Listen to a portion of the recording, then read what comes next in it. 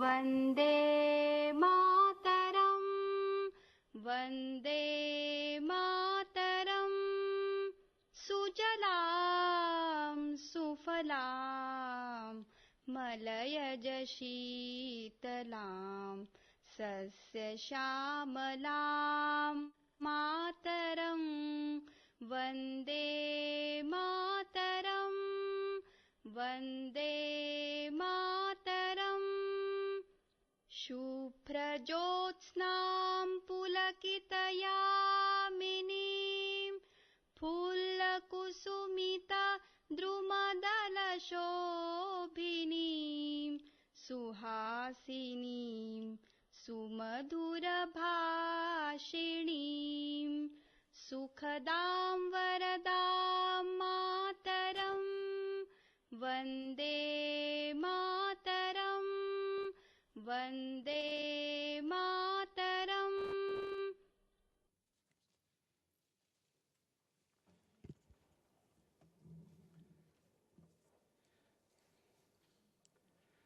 ಸಂತಾಪ ಸೂಚನೆ. ಹಾಲಿ ಕೇಂದ್ರ ಸಚಿವರಾಗಿದ್ದ ಶ್ರೀ ರಾಮ್ ವಿಲಾಸ್ ಪಾಸ್ವಾನ್, ಮಾಜಿ ಸಚಿವರಾಗಿದ್ದ ಡಾಕ್ಟರ್ ವೈ ನಾಗಪ್ಪ, ವಿಧಾನಸಭೆಯ ಮಾಜಿ ಸದಸ್ಯರಾಗಿದ್ದ ಶ್ರೀ ಬಸವಂತ್ ಐರೋಜಿ ಪಾಟೀಲ್, ಶ್ರೀ ಕೆ ಮಲ್ಲಪ್ಪ ಹಾಗೂ ಶ್ರೀ ರತನ್ ಕುಮಾರ್ ಕಟ್ಟೇಮಾರ್, ಮಾಜಿ ಕೇಂದ್ರ ಸಚಿವರಾಗಿದ್ದ ಶ್ರೀ ಜಶ್ವಂತ್ ಸಿಂಗ್, ಹಿರಿಯ ವಿಮರ್ಶಕರಾಗಿದ್ದ ಡಾಕ್ಟರ್ GS ಆಮೂರ್, ಸಹಕಾರಿ ಧುರೀಣರಾಗಿದ್ದ ಡಾಕ್ಟರ್ VS ಸೋಂದೆ ಹಾಗೂ ಹಿರಿಯ ಪತ್ರಕರ್ತರಾಗಿದ್ದ ಶ್ರೀ ರವಿ ಬೆಳಗೆರೆ ಇವರುಗಳು ನಿಧನ ಹೊಂದಿರುವುದನ್ನು ಈ ಸದನಕ್ಕೆ ಅತ್ಯಂತ ವಿಷಾದದಿಂದ ತಿಳಿಯಬಯಸುತ್ತೇನೆ. ಕೇಂದ್ರದ ಹಾಲಿ ಸಚಿವರಾಗಿದ್ದ ಶ್ರೀ ರಾಮ್ ವಿಲಾಸ್ ಪಾಸ್ವಾನ್ ಅವರು ದಿನಾಂಕ 5/7/1946 ಬಿಹಾರದ ಖಗಾರಿಯಾ ಜಿಲ್ಲೆಯ ಶಹರ್ ಬನ್ನಿ ಗ್ರಾಮದಲ್ಲಿ ಜನಿಸಿದ್ದರು. MA ಹಾಗೂ ಕಾನೂನು ಪದವೀಧರರಾಗಿದ್ದ ಶ್ರೀಯುತರು 1969ರಲ್ಲಿ ಬಿಹಾರ್ ವಿಧಾನಸಭೆಗೆ ಸದಸ್ಯರಾಗಿ ಆಯ್ಕೆಯಾಗಿದ್ದು 1977ರಲ್ಲಿ ಮೊದಲ ಬಾರಿಗೆ ಹಾಜಿಪುರ ಕ್ಷೇತ್ರದಿಂದ 6ನೇ ಲೋಕಸಭೆಗೆ ಆಯ್ಕೆಯಾಗಿ ಸತತವಾಗಿ 9 ಬಾರಿ ಲೋಕಸಭೆಯ ಸದಸ್ಯರಾಗಿ ಹಾಗೂ 2 ಬಾರಿ ರಾಜ್ಯಸಭಾ ಸದಸ್ಯರಾಗಿಯೂ ಕಾರ್ಯನಿರ್ವಹಿಸಿದ್ದರು. 6 ಬಾರಿ ವಿವಿಧ ಖಾತೆಗಳ ಕೇಂದ್ರ ಸಚಿವರಾಗಿಯೂ ಸೇವೆ ಸಲ್ಲಿಸಿದ್ದ ಶ್ರೀ ಪಾಸ್ವಾನ್ ಅವರು ಒಂದು ದೇಶ ಒಂದು ಪಡಿತರ ಚೀಟಿ ಜಾರಿಯಾಗಲು ಕಾರಣೀಕರ್ತರಾಗಿದ್ದರು. ತುರ್ತು ಪರಿಸ್ಥಿತಿಯ ಸಂದರ್ಭದಲ್ಲಿ ಜೈಲುವಾಸ ಅನುಭವಿಸಿದ್ದ ಶ್ರೀಯುತರು ಶೋಷಿತ ವರ್ಗಗಳ ಅಭಿವೃದ್ಧಿಗೆ ಪ್ರಾಮಾಣಿಕವಾಗಿ ಶ್ರಮಿಸಿದ್ದರು. ಶ್ರೀಯುತರು 1990ರಲ್ಲಿ ಮಂಡಲ್ ವರದಿಯ ಜಾರಿಯಲ್ಲಿ ಪ್ರಮುಖ ಪಾತ್ರ ವಹಿಸಿದ್ದರು. ದೂರದೃಷ್ಟಿಯುಳ್ಳ ನಾಯಕರು ಹಾಗೂ ಉತ್ತಮ ಸಂಸದೀಯ ಪಟು ಆಗಿದ್ದ ಶ್ರೀ ರಾಮ್ ವಿಲಾಸ್ ಪಾಸ್ವಾನ್ ಅವರು ದಿನಾಂಕ 8/10/2020 ನಿಧನ ಹೊಂದಿರುತ್ತಾರೆ.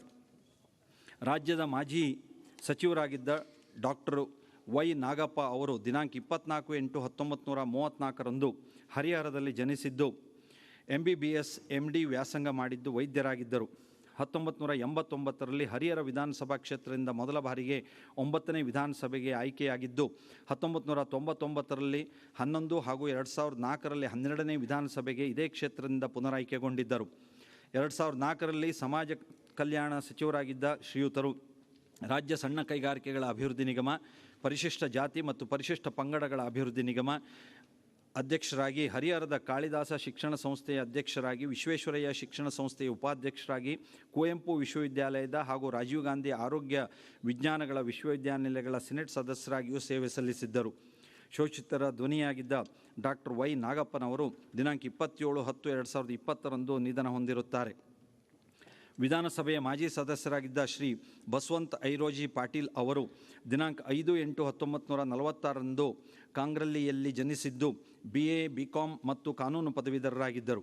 ವೃತ್ತಿಯಲ್ಲಿ ಕೃಷಿಕರಾಗಿದ್ದ ಶ್ರೀಯುತರು 1983ರಲ್ಲಿ ಉಚಗಾಂವ್ ವಿಧಾನಸಭಾ ಕ್ಷೇತ್ರದಿಂದ 7ನೇ ವಿಧಾನಸಭೆಗೆ ಆಯ್ಕೆಯಾಗಿದ್ದು ನಂತರ 8, 9, 10 ವಿಧಾನಸಭೆಗೆ ಅದೇ ಕ್ಷೇತ್ರದಿಂದ ಸತತವಾಗಿ ಪುನರಾಯ್ಕೆಗೊಂಡಿದ್ದರು. ಶ್ರೀ ಬಸವಂತ್ ಐರೋಜಿ ಪಾಟೀಲ್ ಅವರು ದಿನಾಂಕ 4/10/2020 ನಿಧನ ಹೊಂದಿರುತ್ತಾರೆ. ವಿಧಾನಸಭೆಯ ಮಾಜಿ ಸದಸ್ಯರಾಗಿದ್ದ ಶ್ರೀ ಕೆ ಮಲ್ಲಪ್ಪ ಅವರು ದಿನಾಂಕ 15/4/1929 ನಂದಿಗಾವಿಯಲ್ಲಿ ಜನಿಸಿದ್ದರು. ಸಾಮಾಜಿಕ ಸೇವೆಗಳಲ್ಲಿ ಆಸಕ್ತಿ ಹೊಂದಿದ್ದ ಶ್ರೀಯುತರು ಕುಸ್ತಿಪಟುಗಳಾಗಿದ್ದರು. ಹರಿಹರ ವಿಧಾನಸಭಾ ಕ್ಷೇತ್ರದಿಂದ 1983ರಲ್ಲಿ 7ನೇ ವಿಧಾನಸಭೆಗೆ ಹಾಗೂ 1985ರಲ್ಲಿ ಮಾಯಕೊಂಡ ವಿಧಾನಸಭಾ ಕ್ಷೇತ್ರದಿಂದ 8ನೇ ವಿಧಾನಸಭೆಗೆ ಆಯ್ಕೆಗೊಂಡಿದ್ದ ಶ್ರೀಯುತರು ವಿಧಾನ ಪರಿಷತ್ತಿನ ಸದಸ್ಯರಾಗಿಯೂ ಸೇವೆ ಸಲ್ಲಿಸಿದ್ದರು. ಶ್ರೀ ಮಲ್ಲಪ್ಪ ಅವರು ದೇವರಾಜು ಅರಸು ಹಿಂದುಳಿದ ವರ್ಗಗಳ ಅಭಿವೃದ್ಧಿ ನಿಗಮ ಹಾಗೂ ಬಯಲು ಸೀಮೆ ಅಭಿವೃದ್ಧಿ ಮಂಡಳಿಯ ಅಧ್ಯಕ್ಷರಾಗಿಯೂ ಸಹ ಸೇವೆ ಸಲ್ಲಿಸಿದ್ದರು. ಹಿರಿಯ ಗಾಂಧಿವಾದಿ ಶ್ರೀ ಕೆ ಮಲ್ಲಪ್ಪ ಅವರು ದಿನಾಂಕ 12/10/2020 ನಿಧನ ಹೊಂದಿರುತ್ತಾರೆ. ವಿಧಾನಸಭೆಯ ಮಾಜಿ ಸದಸ್ಯರಾಗಿದ್ದ ಶ್ರೀ ರತನ್ ಕುಮಾರ್ ಕಟ್ಟೆಮಾರ್ ಅವರು ದಿನಾಂಕ 1939ರಲ್ಲಿ ಜನಿಸಿದ್ದು ಕಾನೂನು ಪದವೀಧರರಾಗಿದ್ದರು. ವೃತ್ತಿಯಲ್ಲಿ ಕೃಷಿಕರಾಗಿದ್ದ ಶ್ರೀಯುತರು 1967ರಲ್ಲಿ ಮೂಡುಬಿದ್ರಿ ವಿಧಾನಸಭಾ ಕ್ಷೇತ್ರದಿಂದ 4ನೇ ವಿಧಾನಸಭೆಗೆ ಚುನಾಯಿತಗೊಂಡಿದ್ದರು. ಸಾಮಾಜಿಕ ಸೇವೆಯಲ್ಲಿ ಸಕ್ರಿಯರಾಗಿ ತೊಡಗಿಕೊಂಡಿದ್ದ ಶ್ರೀ ರತನ್ ಕುಮಾರ್ ಕಟ್ಟೆಮಾರ್ ಅವರು ದಿನಾಂಕ 7/11/2020 ನಿಧನ ಹೊಂದಿರುತ್ತಾರೆ. ಕೇಂದ್ರದ ಮಾಜಿ ಸಚಿವರಾಗಿದ್ದ ಶ್ರೀ ಜಶ್ವಂತ್ ಸಿಂಗ್ ಅವರು ದಿನಾಂಕ 3/1/1938 ರಾಜಸ್ಥಾನದ ಬಾರ್ಮರ್ ಜಿಲ್ಲೆಯ ಜಸೋಲ್ ಗ್ರಾಮದಲ್ಲಿ ಜನಿಸಿದ್ದರು. BA ಹಾಗೂ BSc ಪದವೀಧರರಾಗಿದ್ದ ಶ್ರೀಯುತರು 4 ಬಾರಿ ರಾಜ್ಯಸಭಾ ಸದಸ್ಯರಾಗಿ ಹಾಗೂ 4 ಬಾರಿ ಲೋಕಸಭಾ ಸದಸ್ಯರಾಗಿ ಕಾರ್ಯನಿರ್ವಹಿಸಿದ್ದರು. ಕೇಂದ್ರ ಸರ್ಕಾರದಲ್ಲಿ ರಕ್ಷಣೆ, ಹಣಕಾಸು ಹಾಗೂ ವಿದೇಶಾಂಗ ವ್ಯವಹಾರಗಳ ಸಚಿವರಾಗಿ ಕಾರ್ಯನಿರ್ವಹಿಸಿದ್ದ ಶ್ರೀಯುತರು ಲೇಖಕರಾಗಿ 12ಕ್ಕೂ ಹೆಚ್ಚು ಪುಸ್ತಕಗಳನ್ನು ಬರೆದಿದ್ದು ಕ್ರೀಡಾ ಕ್ಷೇತ್ರದಲ್ಲಿಯೂ ಸಹ ಆಸಕ್ತಿ ಹೊಂದಿದ್ದರು. ಮಾಜಿ ಸೇನಾಧಿಕಾರಿಯಾಗಿದ್ದ ಶ್ರೀ ಜಶ್ವಂತ್ ಸಿಂಗ್ ರವರು ದಿನಾಂಕ 27/9/2020 ನಿಧನ ಹೊಂದಿರುತ್ತಾರೆ. ಆಧುನಿಕ ಕನ್ನಡ ಸಾಹಿತ್ಯದ ಅಗ್ರಮಾನ್ಯ ವಿಮರ್ಶಕರಾಗಿದ್ದ ಡಾಕ್ಟರ್ GS ಆಮೂರ್ ಅವರು ದಿನಾಂಕ 8/5/1925 ಹಾನಗಲ್ ತಾಲೂಕಿನ ಬೊಮ್ಮನಹಳ್ಳಿಯಲ್ಲಿ ಜನಿಸಿದ್ದರು. ಆಂಗ್ಲ ಭಾಷೆಯಲ್ಲಿ ಸ್ನಾತಕೋತ್ತರ ಪದವೀಧರರಾಗಿದ್ದ ಶ್ರೀಯುತರು ವೃತ್ತಿಯಲ್ಲಿ ಪ್ರಾಧ್ಯಾಪಕರಾಗಿದ್ದರು. ಕನ್ನಡ ಸಾಹಿತ್ಯವನ್ನು ಆಂಗ್ಲ ಭಾಷೆಗೆ ಪರಿಚಯಿಸುವ ಮೂಲಕ ಜಾಗತಿಕ ಮಟ್ಟದಲ್ಲಿ ಕನ್ನಡಕ್ಕೆ ಮನ್ನಣೆಯನ್ನು ತಂದುಕೊಟ್ಟಿದ್ದರು. ಕನ್ನಡ ಮತ್ತು ಆಂಗ್ಲ ಭಾಷೆಯಲ್ಲಿ 50ಕ್ಕೂ ಅಧಿಕ ಕೃತಿಗಳನ್ನು ರಚಿಸಿದ್ದು ಪಂಪ ಪ್ರಶಸ್ತಿ, ರಾಜ್ಯೋತ್ಸವ ಪ್ರಶಸ್ತಿ, ಕೇಂದ್ರ ಸಾಹಿತ್ಯ ಅಕಾಡೆಮಿ ಪ್ರಶಸ್ತಿ, ಅಂಬಿಕಾತನಯ ದತ್ತ ಪ್ರಶಸ್ತಿ, ಮಾಸ್ತಿ ಪ್ರಶಸ್ತಿ, ಆಳ್ವಾಸ್ ನುಡಿಸಿರಿಯ ಪ್ರಶಸ್ತಿ, ನೃಪತುಂಗ ಹಾಗೂ ಇನ್ನಿತರೆ ಹಲವಾರು ಪ್ರಶಸ್ತಿಗಳನ್ನು ಪಡೆದಿದ್ದ ಶ್ರೀಯುತರು ಕರ್ನಾಟಕ ವಿಶ್ವವಿದ್ಯಾಲಯದ ಡಾಕ್ಟರೇಟ್ ಪದವಿ ಪಡೆದಿದ್ದರು.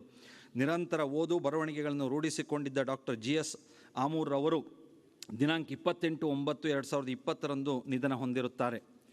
ಸಹಕಾರಿ ಧುರೀಣ ಡಾಕ್ಟರ್ VS ಸೋಂದೆ ಅವರು ದಿನಾಂಕ 28/12/1930 ಶಿರಸಿಯಲ್ಲಿ ಜನಿಸಿದ್ದು BSc ಪದವೀಧರರಾಗಿದ್ದರು. ಶ್ರೀಯುತರು ಸಹಕಾರಿ ಹಾಗೂ ಶೈಕ್ಷಣಿಕ ಕ್ಷೇತ್ರದ ಅಭಿವೃದ್ಧಿಗೆ ಕಂಕಣಬದ್ಧರಾಗಿದ್ದು ಉತ್ತರ ಕನ್ನಡ ಜಿಲ್ಲೆಯ ಶಿರಸಿಯ ಅರ್ಬನ್ ಬ್ಯಾಂಕಿನ ನಿರ್ದೇಶಕರಾಗಿ 65 ವರ್ಷಗಳ ಕಾಲ ಸತತವಾಗಿ ಕಾರ್ಯನಿರ್ವಹಿಸಿರುವುದು ಸಹಕಾರಿ ಕ್ಷೇತ್ರದ ಸಾಧನೆ. ಸದರಿ ಬ್ಯಾಂಕಿನ ಅಧ್ಯಕ್ಷರಾಗಿ, ಹಲವಾರು ಶಿಕ್ಷಣ ಸಂಸ್ಥೆಗಳ ಮುಖ್ಯಸ್ಥರಾಗಿ, ಶಿರಸಿ ನಗರಸಭೆ ಸದಸ್ಯರಾಗಿ, ಬೆಂಗಳೂರು ಕೃಷಿ ವಿಶ್ವವಿದ್ಯಾಲಯ ಹಾಗೂ ಇತರೆ ಹಲವಾರು ಉನ್ನತ ಸಂಸ್ಥೆಗಳ ಸದಸ್ಯರಾಗಿ ಜನೋಪಯೋಗಿ ಕೆಲಸಗಳನ್ನು ಮಾಡಿದ್ದರು. ಶ್ರೀಯುತರು ಸಹಕಾರ ಹಾಗೂ ಶಿಕ್ಷಣ ಕ್ಷೇತ್ರದಲ್ಲಿ ಸಲ್ಲಿಸಿದ್ದ ಸೇವೆಯನ್ನು ಗುರುತಿಸಿ ಕನ್ನಡ ರಾಜ್ಯೋತ್ಸವ ಪ್ರಶಸ್ತಿಯನ್ನು ನೀಡಿ ಸರ್ಕಾರ ಗೌರವಿಸಿತ್ತು. ಶ್ರೀಯುತರು ಕರ್ನಾಟಕ ವಿಶ್ವವಿದ್ಯಾನಿಲಯದಿಂದ ಗೌರವ ಡಾಕ್ಟರೇಟ್ ಹಾಗೂ ರಾಜ್ಯ ಮಟ್ಟದ ಹಲವಾರು ಸಂಘ ಸಂಸ್ಥೆಗಳಿಂದ ಪ್ರಶಸ್ತಿಗೆ ಭಾಜನರಾಗಿದ್ದರು. ನೆನಪಿನ ಖಜಾನೆ ಎಂದೇ ಖ್ಯಾತರಾಗಿದ್ದ ಡಾಕ್ಟರ್ VS ಸೋಂದೆ ಅವರು ದಿನಾಂಕ 10/10/2020 ನಿಧನ ಹೊಂದಿರುತ್ತಾರೆ. ಹಿರಿಯ ಪತ್ರಕರ್ತರಾಗಿದ್ದ ಶ್ರೀ ರವಿ ಬೆಳಗೆರೆ ಅವರು ಬಳ್ಳಾರಿ ಜಿಲ್ಲೆಯಲ್ಲಿ ದಿನಾಂಕ 15/3/1958 ಜನಿಸಿದ್ದು ಇತಿಹಾಸ ಮತ್ತು ಪ್ರಾಚ್ಯಶಾಸ್ತ್ರದ ಸ್ನಾತಕೋತ್ತರ ಪದವೀಧರರಾಗಿದ್ದರು. ಪ್ರಾಧ್ಯಾಪಕರಾಗಿ ವೃತ್ತಿ ಆರಂಭಿಸಿದ್ದ ಶ್ರೀಯುತರು ಕನ್ನಡಪ್ರಭ, ಸಂಯುಕ್ತ ಕರ್ನಾಟಕ ಸೇರಿದಂತೆ ಹಲವು ಪತ್ರಿಕೆಗಳಲ್ಲಿ ಪತ್ರಕರ್ತರಾಗಿ ಕಾರ್ಯನಿರ್ವಹಿಸಿದ್ದರು. 1995ರಲ್ಲಿ ಹಾಯ್ ಬೆಂಗಳೂರು ಪತ್ರಿಕೆಯನ್ನು ಪ್ರಾರಂಭಿಸಿದ್ದರು. ಕಾದಂಬರಿ, ಕಥಾ ಸಂಕಲನ, ಜೀವನ ಕಥನ ಸೇರಿದಂತೆ ಸುಮಾರು 70 ಪುಸ್ತಕಗಳನ್ನು ಪ್ರಕಟಿಸಿದ್ದಾರೆ. ಪ್ರಾರ್ಥನಾ ಶಿಕ್ಷಣ ಸಂಸ್ಥೆಯ ಸ್ಥಾಪಕರಾಗಿದ್ದ ಶ್ರೀಯುತರು ಪತ್ರಿಕೋದ್ಯಮದ ಅನುಪಮ ಸೇವೆಗಾಗಿ ರಾಜ್ಯೋತ್ಸವ ಪ್ರಶಸ್ತಿ, ಕರ್ನಾಟಕ ಮಾಧ್ಯಮ ಅಕಾಡೆಮಿಯ ಜೀವಮಾನ ಸಾಧನೆ ಪ್ರಶಸ್ತಿ, ಕರ್ನಾಟಕ ಸಾಹಿತ್ಯ ಅಕಾಡೆಮಿಯ ಪ್ರಶಸ್ತಿ ಸೇರಿದಂತೆ ಹಲವು ಪುರಸ್ಕಾರಗಳಿಗೆ ಭಾಜನರಾಗಿದ್ದರು. ಕನ್ನಡ ಚಿತ್ರರಂಗದಲ್ಲಿ ಸಂಭಾಷಣಕಾರರಾಗಿಯೂ ನಟರಾಗಿ ನಿರ್ದೇಶಕರಾಗಿಯೂ ಕಾರ್ಯನಿರ್ವಹಿಸಿದ್ದ ಶ್ರೀಯುತರು ಕಿರುತೆರೆಯಲ್ಲಿಯೂ ಹಲವಾರು ಕಾರ್ಯಕ್ರಮಗಳನ್ನು ನಿರೂಪಣೆ ಮಾಡಿದ್ದರು. ತನಿಖಾ ಪತ್ರಿಕೋದ್ಯಮ ಮತ್ತು ವಿಭಿನ್ನ ರೀತಿಯ ಬರವಣಿಗೆಗಳಿಗೆ ಖ್ಯಾತರಾಗಿದ್ದ ಶ್ರೀ ರವಿ ಬೆಳಗೆರೆ ಇವರು ದಿನಾಂಕ 12/11/2020 ನಿಧನ ಹೊಂದಿರುತ್ತಾರೆ. ಮಾನ್ಯ ಸಭಾನಾಯಕರು, ಮುಖ್ಯಮಂತ್ರಿಗಳು. ಸನ್ಮಾನ್ಯ ಅಧ್ಯಕ್ಷರೇ, ಕಳೆದ ಅಧಿವೇಶನ ಮತ್ತು ಈ ಅಧಿವೇಶನದ ನಡುವೆ ಹಲವು ಗಣ್ಯಮಾನ್ಯರು ನಮ್ಮನ್ನು ಅಗಲಿದ್ದಾರೆ. ಅವರ ಗೌರವಾರ್ಥ ತಾವು ಮಂಡಿಸಿರುವ ಸಂತಾಪ ಸೂಚಕ ನಿರ್ಣಯಕ್ಕೆ ನನ್ನ ಧ್ವನಿಯನ್ನು ಸೇರಿಸ್ತಾ, ಶ್ರೀ ರಾಮ್ ವಿಲಾಸ್ ಪಾಸ್ವಾನ್ ಕೇಂದ್ರ ಆಹಾರ ಮತ್ತು ಗ್ರಾಹಕ ವ್ಯವಹಾರಗಳ ಸಚಿವರಾಗಿದ್ದರು. ಲೋಕ ಜನಶಕ್ತಿ ಪಕ್ಷದ ಮುಖ್ಯಸ್ಥರಾಗಿದ್ದ ಪಾಸ್ವಾನ್ ಅವರು 5 ದಶಕಗಳಿಂದ ರಾಜಕೀಯದಲ್ಲಿ ಸಕ್ರಿಯರಾಗಿದ್ದರು. ದೇಶದ ಪ್ರಮುಖ ದಲಿತ ಮುಖಂಡರಾಗಿ ದಮನಿತರ ಶಕ್ತಿಯಾಗಿದ್ದವರು ಜನಪರ ಕಾರ್ಯಕ್ರಮಗಳ ಮೂಲಕ ಬಿಹಾರದಲ್ಲಿ ತಮ್ಮದೇ ಛಾಪು ಮೂಡಿಸಿದರು. ಬಡವರು ಗೌರವದ ಬದುಕನ್ನು ನಡೆಸಬೇಕು ಎನ್ನುವ ಕಾಳಜಿ ಹೊಂದಿದ್ದವರು ಪಾಸ್ವಾನ್. ಅವರ ನಿಧನದಿಂದ ದೂರದೃಷ್ಟಿಯಿದ್ದ ನಾಯಕರನ್ನು ಕಳೆದುಕೊಂಡಂತಾಗಿದೆ. ಮಾನ್ಯ ಡಾಕ್ಟರ್ ವೈ ನಾಗಪ್ಪ ಬಸವತತ್ವದ ಅನುಯಾಯಿ ಮಾಜಿ ಸಚಿವ ಡಾಕ್ಟರ್ ವೈ ನಾಗಪ್ಪ ಅವರು ನಿಧನರಾಗಿದ್ದಾರೆ. ಅವರು ಕ್ರೀಡೆ, ಶಿಕ್ಷಣ ಹಾಗೂ ರಾಜಕೀಯ ಕ್ಷೇತ್ರದ ಅಪಾರ ಸಾಧನೆ ಮಾಡಿದರು. ರೈತ ಕುಟುಂಬದಿಂದ ಡಾಕ್ಟರ್ ವೈ ನಾಗಪ್ಪ ಅವರು ವೈದ್ಯರಾಗಿ ಅಕ್ಕಿಯಾಲೂರಿನ ಸರ್ಕಾರಿ ಆಸ್ಪತ್ರೆಯಲ್ಲಿ ಸೇವೆ ಆರಂಭಿಸಿ ಮೂಲಕ ಸಾರ್ವಜನಿಕ ಕ್ಷೇತ್ರ ಪ್ರವೇಶಿಸಿ ಹರಿಯ ಮತಕ್ಷೇತ್ರದ 3 ಬಾರಿ ಶಾಸಕರ ಆಯ್ಕೆಯಾಗಿದ್ದರು. ಸಮಾಜ ಕಲ್ಯಾಣ ಸಚಿವರಾಗಿ KSSIDB ಹಾಗೂ SC/ST ಅಭಿವೃದ್ಧಿ ನಿಗಮದ ಚೇರ್ಮನ್ ಆಗಿ ಕೆಲಸವನ್ನು ಮಾಡಿದರು. 6 ಬಾರಿ ವಿಧಾನಸಭಾ ಚುನಾವಣೆಯಲ್ಲಿ ಸ್ಪರ್ಧಿಸಿ ಯಶಸ್ಸನ್ನು ಹಿನ್ನಡೆಯನ್ನು ಸಮಾನವಾಗಿ ಕಂಡಿದ್ದಾರೆ. ಒಟ್ಟು 5,000 ಆಶ್ರಯ ಮನೆಗಳನ್ನು ನಿರ್ಮಿಸಿ ವಸತಿ ರಹಿತರಿಗೆ ನೆರವಾಗುವ ಮೂಲಕ ಸಾಮಾಜಿಕ ನ್ಯಾಯದ ಅನುಷ್ಠಾನಕ್ಕೆ ಮಹತ್ವ ನೀಡಿದರು.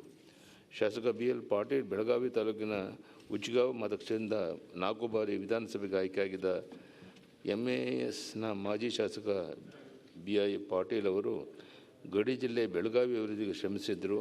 ಈಗ ಬೆಳಗಾವಿ ಗ್ರಾಮೀಣ ಮತಕ್ಷೇತ್ರವಾಗಿ ಪರಿವರ್ತನೆಗೊಂಡಿರುವ ಈ ಹಿಂದಿನ ಉಚ್ಗಾಂವ್ ವಿಧಾನಸಭಾ ಕ್ಷೇತ್ರ ಹಲವು ಅಭಿವೃದ್ಧಿ ಯೋಜನೆಗಳು ಜಾರಿಗೆ ಕಾರಣರಾಗಿದ್ದರು. ಗಡಿ ಜಿಲ್ಲೆ ಬೆಳಗಾವಿ ಅಭಿವೃದ್ಧಿಯಲ್ಲಿ ಅವರು ನಿರ್ಣಾಯಕ ಪಾತ್ರ ವಹಿಸಿದ್ದರು. ಮಾಜಿ ಶಾಸಕ K ಮಲ್ಲಪ್ಪ ಗಾಂಧಿವಾದಿ, ಸರಳ ಪ್ರಾಮಾಣಿಕತೆ ಮತ್ತು ಸಾಮಾಜಿಕ ಕಳಕಳಿಗೆ ಆದರ್ಶರಾಗಿದ್ದರು. ಕ್ರೀಡೆಗಳಲ್ಲಿ ವಿಶೇಷ ಆಸಕ್ತಿ ಹೊಂದಂಥ ಒಬ್ಬ ಒಳ್ಳೆಯ ಕುಸ್ತಿಪಟು ಅವರು. ದಾವಣಗೆರೆಯಲ್ಲಿ ಬೀರಲಿಂಗೇಶ್ವರ ವ್ಯಾಯಾಮ ಶಾಲೆ ಆರಂಭಿಸಿ ವಿವಿಧ ಕ್ರೀಡೆಗಳಿಗೆ ಪ್ರೋತ್ಸಾಹ ನೀಡಿದರು. ದಾವಣಗೆರೆಯಲ್ಲಿ ಅಂತಾರಾಷ್ಟ್ರೀಯ ಕುಸ್ತಿಪಟುಗಳು, ದೇಹದಾಢ್ಯ ಪಟುಗಳು, ಪವರ್ ಲಿಫ್ಟರ್, ವೈಟ್ ಲಿಫ್ಟರ್ ಮುಂತಾದ ಕ್ರೀಡಾಪಟುಗಳು ಉತ್ತಮ ಸಾಧನೆ ಮಾಡಲು K ಮಲ್ಲಪ್ಪ ಅವರೇ ಕಾರಣ. ಗಾಂಧೀಜಿಯವರ ಆದರ್ಶವನ್ನು ಅವರಲ್ಲಿ ಕಾಣಬಹುದಾಗಿತ್ತು. ದೇವರಾಜ ಅರಸು ಹಿಂದುಳಿದ ವರ್ಗಗಳ ಅಭಿವೃದ್ಧಿ ನಿಗಮ ಮತ್ತು ಬಯಲುಸೀಮೆ ಅಭಿವೃದ್ಧಿ ಮಂಡಳಿ ಅಧ್ಯಕ್ಷರಾಗಿ ಸಹ ಕಾರ್ಯನಿರ್ವಹಿಸಿದ್ದಾರೆ. ಕಾಗೇನಹಳ್ಳಿ ಮಹಾಸಂಸ್ಥಾನ ಪೀಠ ನಿರ್ಮಾಣ ಸಮಿತಿಯ ಸಂಸ್ಥಾಪಕ ಅಧ್ಯಕ್ಷರಾಗಿ ಪೀಠದ ನಿರ್ಮಾಣದಲ್ಲಿ ಪ್ರಮುಖ ಪಾತ್ರ ವಹಿಸಿದ್ದರು. ಮಾಜಿ ಶಾಸಕ ರತನ್ ಕುಮಾರ್ ಕಟ್ಟಿಮಾರ್ ಅವರು ಸ್ವತಂತ್ರ ಪಕ್ಷದ ಅಭ್ಯರ್ಥಿಯಾಗಿ ಗೆದ್ದು ಮುಲ್ಕಿ ಮೂಡುಬಿದಿರೆ ಕ್ಷೇತ್ರ 2ನೇ ಶಾಸಕರೆನಿಸಿದರು. ಭೂಸೇನೆಯ ಸ್ಥಾಪಕ ಕಾರ್ಯದರ್ಶಿ, ರೈತವಾರಿ ಭೂ ಮಾಲೀಕ ಸಂಘಟನೆಯಲ್ಲಿ ತೊಡಗಿಕೊಂಡಿದ್ದವರು. ಜಯಪ್ರಕಾಶ್ ನಾರಾಯಣ ಚಳುವಳಿಯಲ್ಲಿ ದಕ್ಷಿಣ ಕನ್ನಡ ಜಿಲ್ಲೆಯಲ್ಲಿ ಮುಂಚೂಣಿಯಲ್ಲಿ ಕೆಲಸ ಮಾಡಿದರು. ಮಾಜಿ ರಕ್ಷಣಾ ಸಚಿವ ಜಸ್ವಂತ್ ಸಿಂಗ್ ಅವರು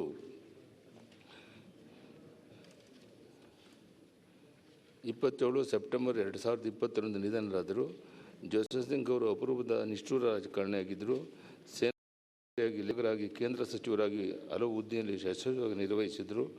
ಅಟಲ್ ಬಿಹಾರಿ ವಾಜಪೇಯಿ ಹಾಗೂ BJP ಹಿರಿಯ ನಾಯಕ LK ಅದ್ವಾನಿ ಅವರ ಆಪ್ತರಾಗಿದ್ದ ಮಾನ್ಯ ಜಸ್ವಂತ್ ಸಿಂಗ್ ಅವರು ಹಣಕಾಸು, ವಿದೇಶಾಂಗ ಹಾಗೂ ರಕ್ಷಣಾ ಸಚಿವಾಲಯದ ಜವಾಬ್ದಾರಿಯನ್ನು ಹೊತ್ತಿದ್ದರು. 1999ರಲ್ಲಿ ನಡೆದ ಕಂದಹಾರ್ ವಿಮಾನ ಅಪಹರಣ ಬಿಕ್ಕಟ್ಟನ್ನು ವಿದೇಶಾಂಗ ಸಚಿವರಾಗಿ ಸಿಂಗ್ ಯಶಸ್ವಿಯಾಗಿ ನಿರ್ವಹಿಸಿ ಹೆಗ್ಗಳಿಕೆ ಅವರದು. ಕಾರ್ಗಿಲ್ ಯುದ್ಧ, ಅಣುಬಾಂಬ್ ಪರೀಕ್ಷೆ ಬಳಿಕ ಪಾಶ್ಚಿಮಾತ್ಯ ರಾಷ್ಟ್ರಗಳಿಂದ ನಿರ್ಬಂಧ, ಸಂಸತ್ ಮೇಲೆ ಉಗ್ರರ ದಾಳಿ ಹೀಗೆ ನಿರಂತರವಾದ ಬಿಕ್ಕಟ್ಟಿನ ನಡುವೆಯೂ ಭಾರತದ ರಕ್ಷಣಾ ಸಚಿವರಾಗಿ ಸೂಕ್ಷ್ಮ ಸಂದರ್ಭದಲ್ಲಿ ತಮ್ಮ ನಾಯಕತ್ವದ ಗುಣವನ್ನು ಮೆರೆದಿದ್ದರು. ರಾಜಕೀಯ ವಲಯದಲ್ಲಿ ಎಲ್ಲರೊಂದಿಗೆ ಸಿಂಗ್ ಅವರು ಉತ್ತಮ ಒಡನಾಟ ಹೊಂದಿದ್ದರು.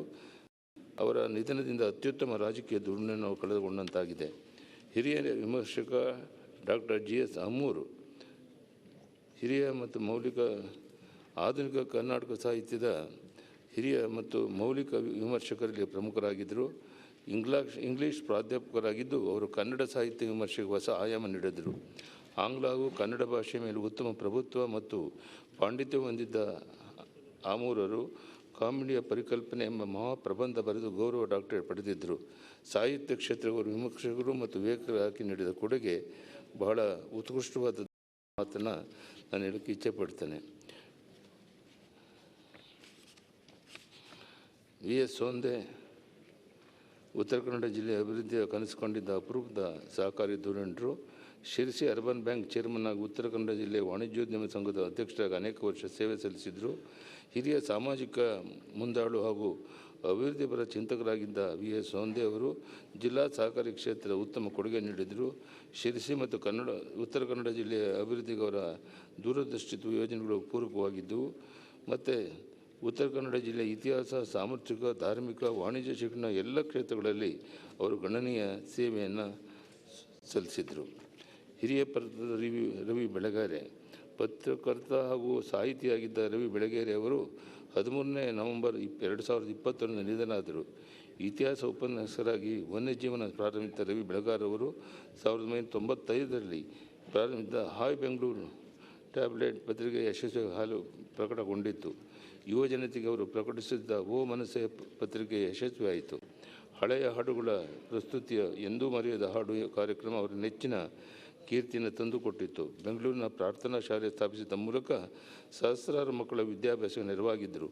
ಪತ್ರಿಕೋದ್ಯಮಿ ಹಾಗೂ ಸಾಹಿತ್ಯ ಕ್ಷೇತ್ರಕ್ಕೆ ರವಿ ಬೆಳಗಾರಿಯವರು ನೀಡಿರುವ ಸೇವೆಯನ್ನು ಗುರುತಿಸಿ ರಾಜ್ಯೋತ್ಸವ ಪ್ರಶಸ್ತಿ, ಕನ್ನಡ ಸಾಹಿತ್ಯ ಅಕಾಡೆಮಿ ಪ್ರಶಸ್ತಿ ಸೇರಿದಂತೆ ಹಲವು ಪ್ರಶಸ್ತಿಗಳು ಅವರಿಗೆ ದೊರಕಿದ್ದವು. ಇವರ ಅಕಾಲಿಕ ನಿಧನದ ಪತ್ರಿಕಾ ಕ್ಷೇತ್ರಕ್ಕೆ ನಷ್ಟವಾಗಿದೆ. ಮಾನ್ಯ ಸಭಾಧ್ಯಕ್ಷರೇ, ನಮ್ಮಲ್ಲಿರುವ ಎಲ್ಲ ಹಿರಿಯ ಚೇತನಗಳಿಗೆ ಆತ್ಮಕ್ಕೆ ಶಾಂತಿಯನ್ನು ಕೋರಿ ಈ ಸಂದರ್ಭದಲ್ಲಿ ತಾವು ಮಂಡಿಸಲು ಸಂತಾಪ ಸೂಚನೆಯನ್ನು ಬೆಂಬಲಿಸಿ ನನ್ನ ಮಾತನ್ನು ಮುಗಿಸ್ತೇನೆ. ಧನ್ಯವಾದಗಳು. ಪ್ರತಿಪಕ್ಷದ ನಾಯಕರು ಶ್ರೀಯುತ ಸಿದ್ದರಾಮಯ್ಯ.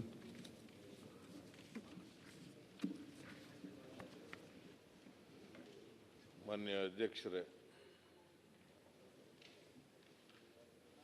ತಾವು ತಂದಿರತಕ್ಕಂಥ ಈ ಸಂತಾಪ ಸೂಚಕ ನಿರ್ಣಯವನ್ನು ಬೆಂಬಲಿಸಿ ಕಳೆದ ಅಧಿವೇಶನದ ನಂತರ ಮಾಜಿ ಶಾಸಕರು, ಮಾಜಿ ಲೋಕಸಭಾ ಸದಸ್ಯರು, ಪತ್ರಕರ್ತರು, ಸಾಹಿತಿಗಳು,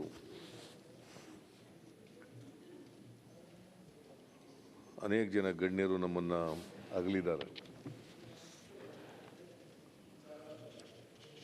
ಈ ನಿರ್ಣಯವನ್ನು ಬೆಂಬಲಿಸಿ ಕೆಲವು ಮಾತುಗಳನ್ನು ಹೇಳಲಿಕ್ಕೆ ಬಯಸ್ತೇನೆ. ಶ್ರೀ ರಾಮ್ ವಿಲಾಸ್ ಪಾಸ್ವಾನ್ ಬಿಹಾರದವರು.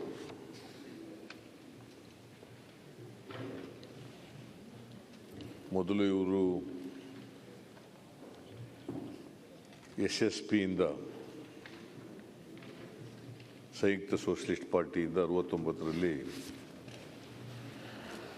ಶಾಸಕರಾಗಿ ಬಿಹಾರ ವಿಧಾನಸಭೆಗೆ ಆಯ್ಕೆಯಾಗಿದ್ದರು. ಅದ ನಂತರ ಲೋಕದಳ ಸೇರ್ಕೊಂಡ್ರು 74ರಲ್ಲಿ.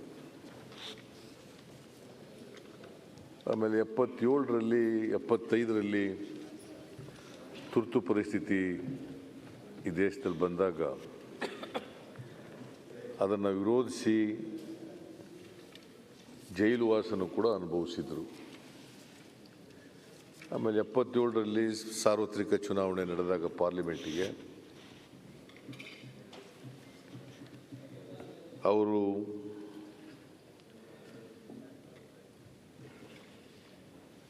ಹಾಜಿಪುರ ಅಂತಕ್ಕಂಥ ಲೋಕಸಭಾ ಕ್ಷೇತ್ರ, ಆ ಕ್ಷೇತ್ರದಿಂದ ಲೋಕಸಭೆಗೆ ನಿರಂತರವಾಗಿ ಆಯ್ಕೆಯಾಗಿದ್ದರು. ಅವರು ಬರೀ ಬಿಹಾರ್ನ ದಲಿತ ನಾಯಕರಾಗಿರಲಿಲ್ಲ, ಇಡೀ ದೇಶದ ದಲಿತ ನಾಯಕರಾಗಿದ್ದರು, ಹಿರಿಯ ದಲಿತ ನಾಯಕರಾಗಿದ್ದರು. ನನಗೂ ಅವ್ರಿಗೂ ನಾವು ಜನತಾ ಪಾರ್ಟಿನಲ್ಲಿದ್ದಾಗ ಒಡನಾಟ ಇತ್ತು. ಆಮೇಲೆ ಲೋಕದಳ, ಜನತಾದಳ, ಜನತಾ ಪಾರ್ಟಿ ಆಗ ಭಾಳ ನಿಕಟವಾದಂಥ ಸಂಪರ್ಕ ಇತ್ತು. MA ಲಾ ಪದವೀಧರರಾಗಿದ್ದರು. ಬಡವರ ಬಗ್ಗೆ, ಕೆಳ ಸಮುದಾಯದ ಜನರ ಬಗ್ಗೆ ಅಪಾರವಾದಂಥ ಕಾಳಜಿಯನ್ನು ಇಟ್ಕೊಂಡಿದ್ದಂಥ ವ್ಯಕ್ತಿ. ಅವರು ಮಂಡಲ್ ಕಮಿಷನ್ ವರದಿ ವಿರುದ್ಧ ಭಾಳ ಜನರು ಪ್ರತಿಭಟನೆಗಳನ್ನು ಮಾಡ್ತಾಯಿದ್ರು. ಆಗ ಇವರೆಲ್ಲ ಲಾಲೂ ಪ್ರಸಾದ್ ಯಾದವ್, ರಾಮ್ವಿಲಾಸ್ ಪಾಸ್ವಾನ್, ನಿತೀಶ್ ಕುಮಾರ್, ಶರದ್ ಯಾದವ್, ಇವರೆಲ್ಲರೂ ವಿ ಪಿ ಸಿಂಗ್ ಅವರಿಗೆ ಹೆಗಲಿಗೆ ಹೆಗಲು ಕೊಟ್ಟು ದುಡಿದಂಥ ಜನ. ಅದನ್ನು ಇಡೀ ದೇಶದಲ್ಲಿ ಮಂಡಲ್ ಕಮಿಷನ್ ವರದಿಯ ಪರವಾಗಿ ಕಾರ್ಯಕ್ರಮಗಳನ್ನು ಹಾಕೊಂಡು ಜನರಿಗೆ ಮಂಡಲ್ ಕಮಿಷನ್ ವರದಿಯ ಪ್ರಾಮುಖ್ಯತೆಯನ್ನು ತಿಳಿಸಲಿಕ್ಕೆ ಪ್ರಾಮಾಣಿಕವಾದಂಥ ಪ್ರಯತ್ನವನ್ನು ಮಾಡಿದ್ದಂಥ ಒಬ್ಬ ದಲಿತ ನಾಯಕ. ಅವರು ರಾಜ್ಯಸಭಾ ಸದಸ್ಯರು ಕೂಡ ಆಗಿದ್ದರು. ಲೋಕಸಭೆ, ರಾಜ್ಯಸಭೆ, ವಿಧಾನಸಭೆ ಎಲ್ಲ ಸದಸ್ಯರಾಗಿದ್ದರು. ಮತ್ತು 5 ಜನ ಪ್ರಧಾನಮಂತ್ರಿಗಳ ಹತ್ರ ಮಂತ್ರಿಗಳಾಗಿ ಕೆಲಸ ಮಾಡಿದರು. ಸುಮಾರು 50 ವರ್ಷಗಳ ಕಾಲ ಭಾಳ ಚಿಕ್ಕ ವಯಸ್ಸಿನಲ್ಲೇ ಶಾಸಕರಾಗಿದ್ದರು. 5 ದಶಕಗಳ ಕಾಲ ಭಾರತದ ರಾಜಕೀಯದಲ್ಲಿ ಮುಂಚೂಣಿ ನಾಯಕರಾಗಿ ಕೆಲಸ ಮಾಡಿದರು ಅಂತಕ್ಕಂಥದ್ದನ್ನು ಇವತ್ತು ನಾವು ಸ್ಮರಿಸ್ಕೋಬೇಕಾಗ್ತದೆ.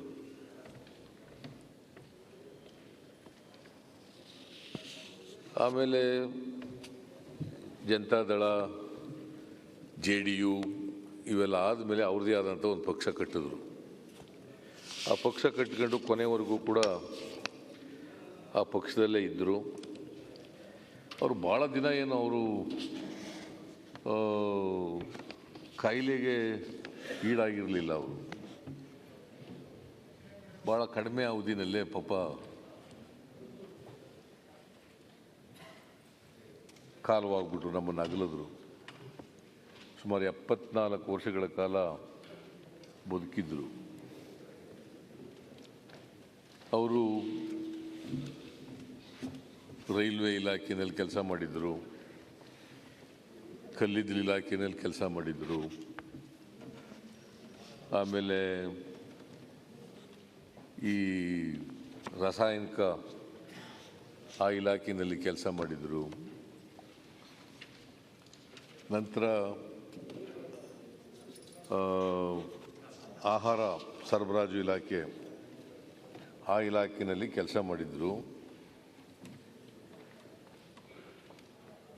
ನಾನು ಮುಖ್ಯಮಂತ್ರಿ ಆಗಿದ್ದಾಗ ಅನೇಕ ಸಾರಿ ಅವರನ್ನು ಪಡಿತರ ಇಲಾಖೆ ಸಚಿವರಾಗಿದ್ದಾಗ ಅನೇಕ ಸಾರಿ ಭೇಟಿ ಮಾಡಿದ್ದು.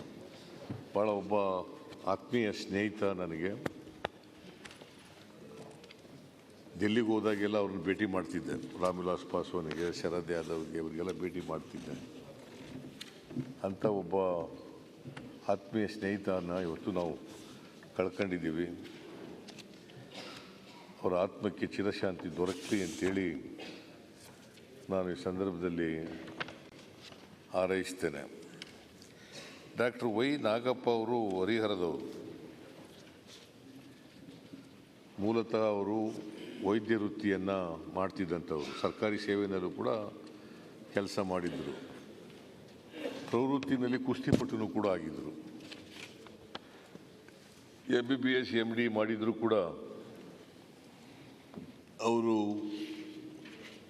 ಕುಸ್ತಿಪಟುವಾಗಿದ್ದರು. ಭಾಳ ಮಿತಭಾಷಿ, ಸಾಮಾಜಿಕ ನ್ಯಾಯಕ್ಕೆ ಬದ್ಧತೆ ಇದ್ದಂಥ ಒಬ್ಬ ವ್ಯಕ್ತಿ.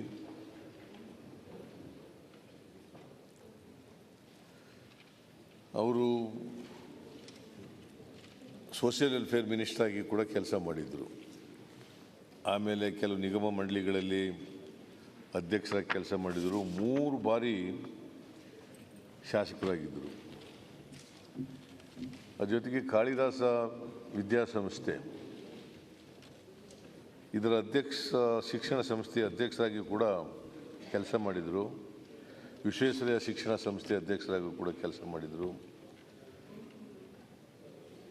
ಆಮೇಲೆ ಕುವೆಂಪು ವಿಶ್ವವಿದ್ಯಾನಿಲಯ, ರಾಜೀವ್ ಗಾಂಧಿ ಆರೋಗ್ಯ ವಿಜ್ಞಾನಗಳ ವಿಶ್ವವಿದ್ಯಾಲಯ ಅದರ ಸೆನೆಟ್ ಮೆಂಬರಾಗಿ ಕೂಡ ಕೆಲಸ ಮಾಡಿದರು.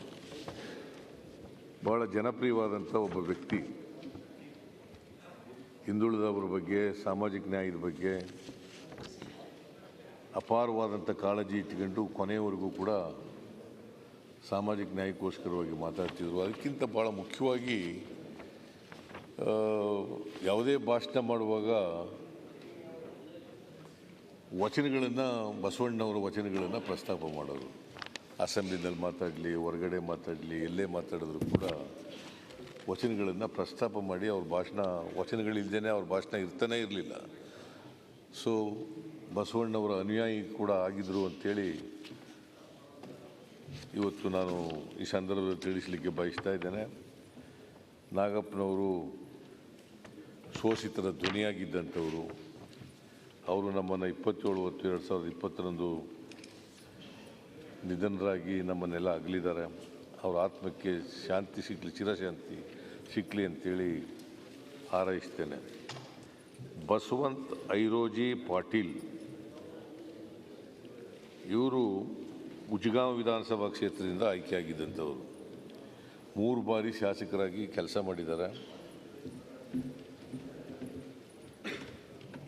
BA BCom ಕಾನೂನು ಪದವಿ ಮಾಡಿದ್ದಂಥವರು.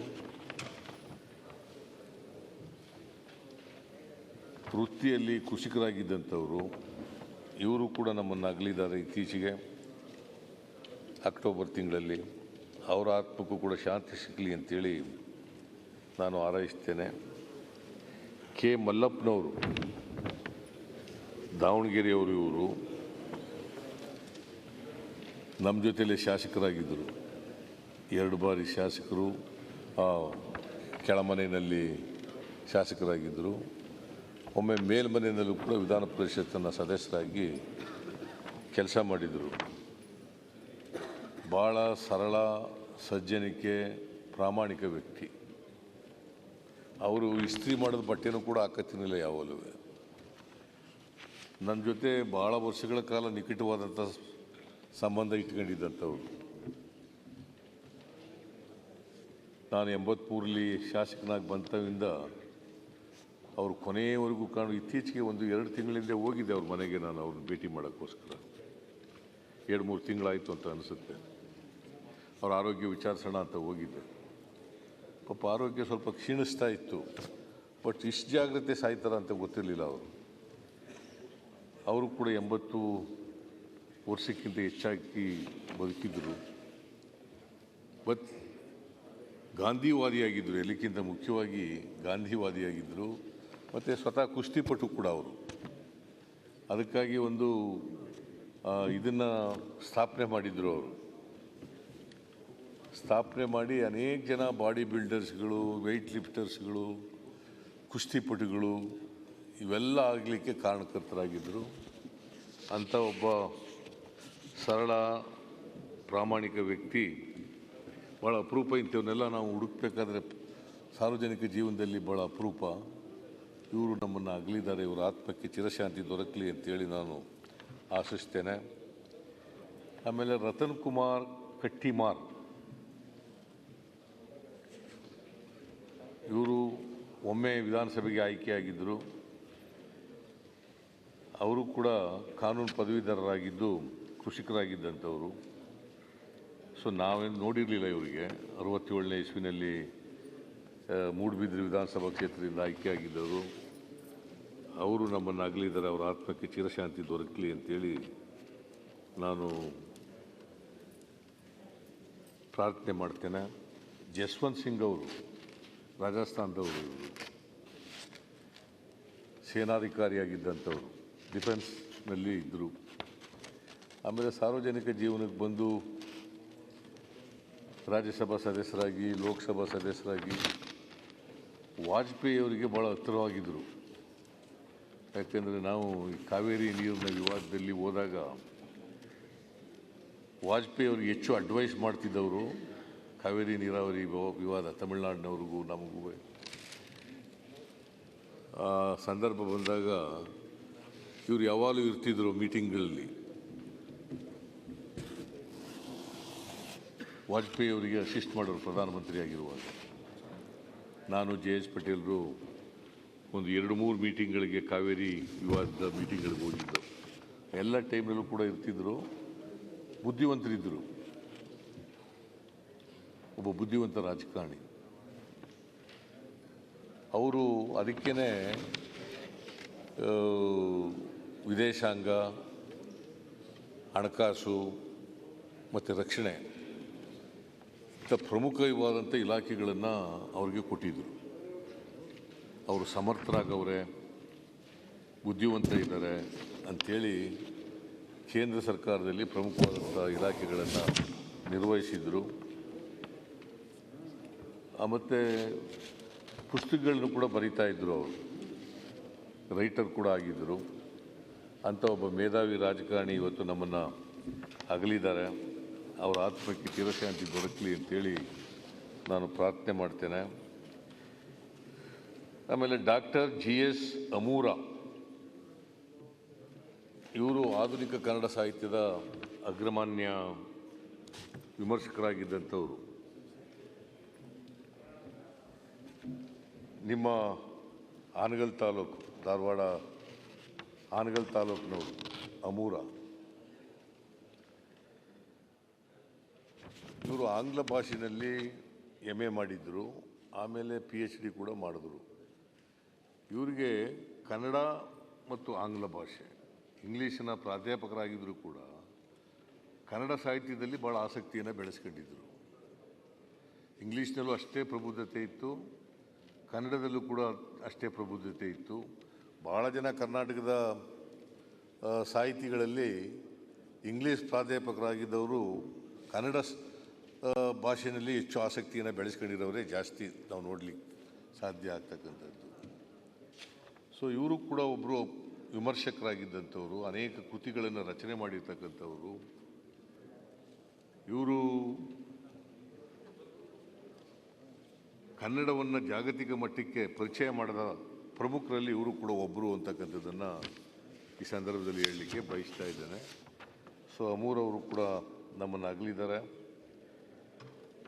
ಅವರ ಆತ್ಮಕ್ಕೆ ಚಿರಶಾಂತಿ ಸಿಕ್ಕಲಿ ಅಂಥೇಳಿ ನಾನು ಈ ಸಂದರ್ಭದಲ್ಲಿ ಬಯಸ್ತೇನೆ. ಡಾಕ್ಟರ್ VS ಸೋಂದೆ, ನಿಮ್ಮ ತಾಲೂಕಿನವರು, ಶಿರ್ಸಿಯವರು. ಇವರು ಕೋಆಪರೇಟಿವ್ ಡಿಪಾರ್ಟ್ಮೆಂಟ್ನಲ್ಲಿ ಭಾಳ ಹೆಸರು ಮಾಡಿದ್ದಂಥವರು. ತಮ್ಮದೇ ಆದಂಥ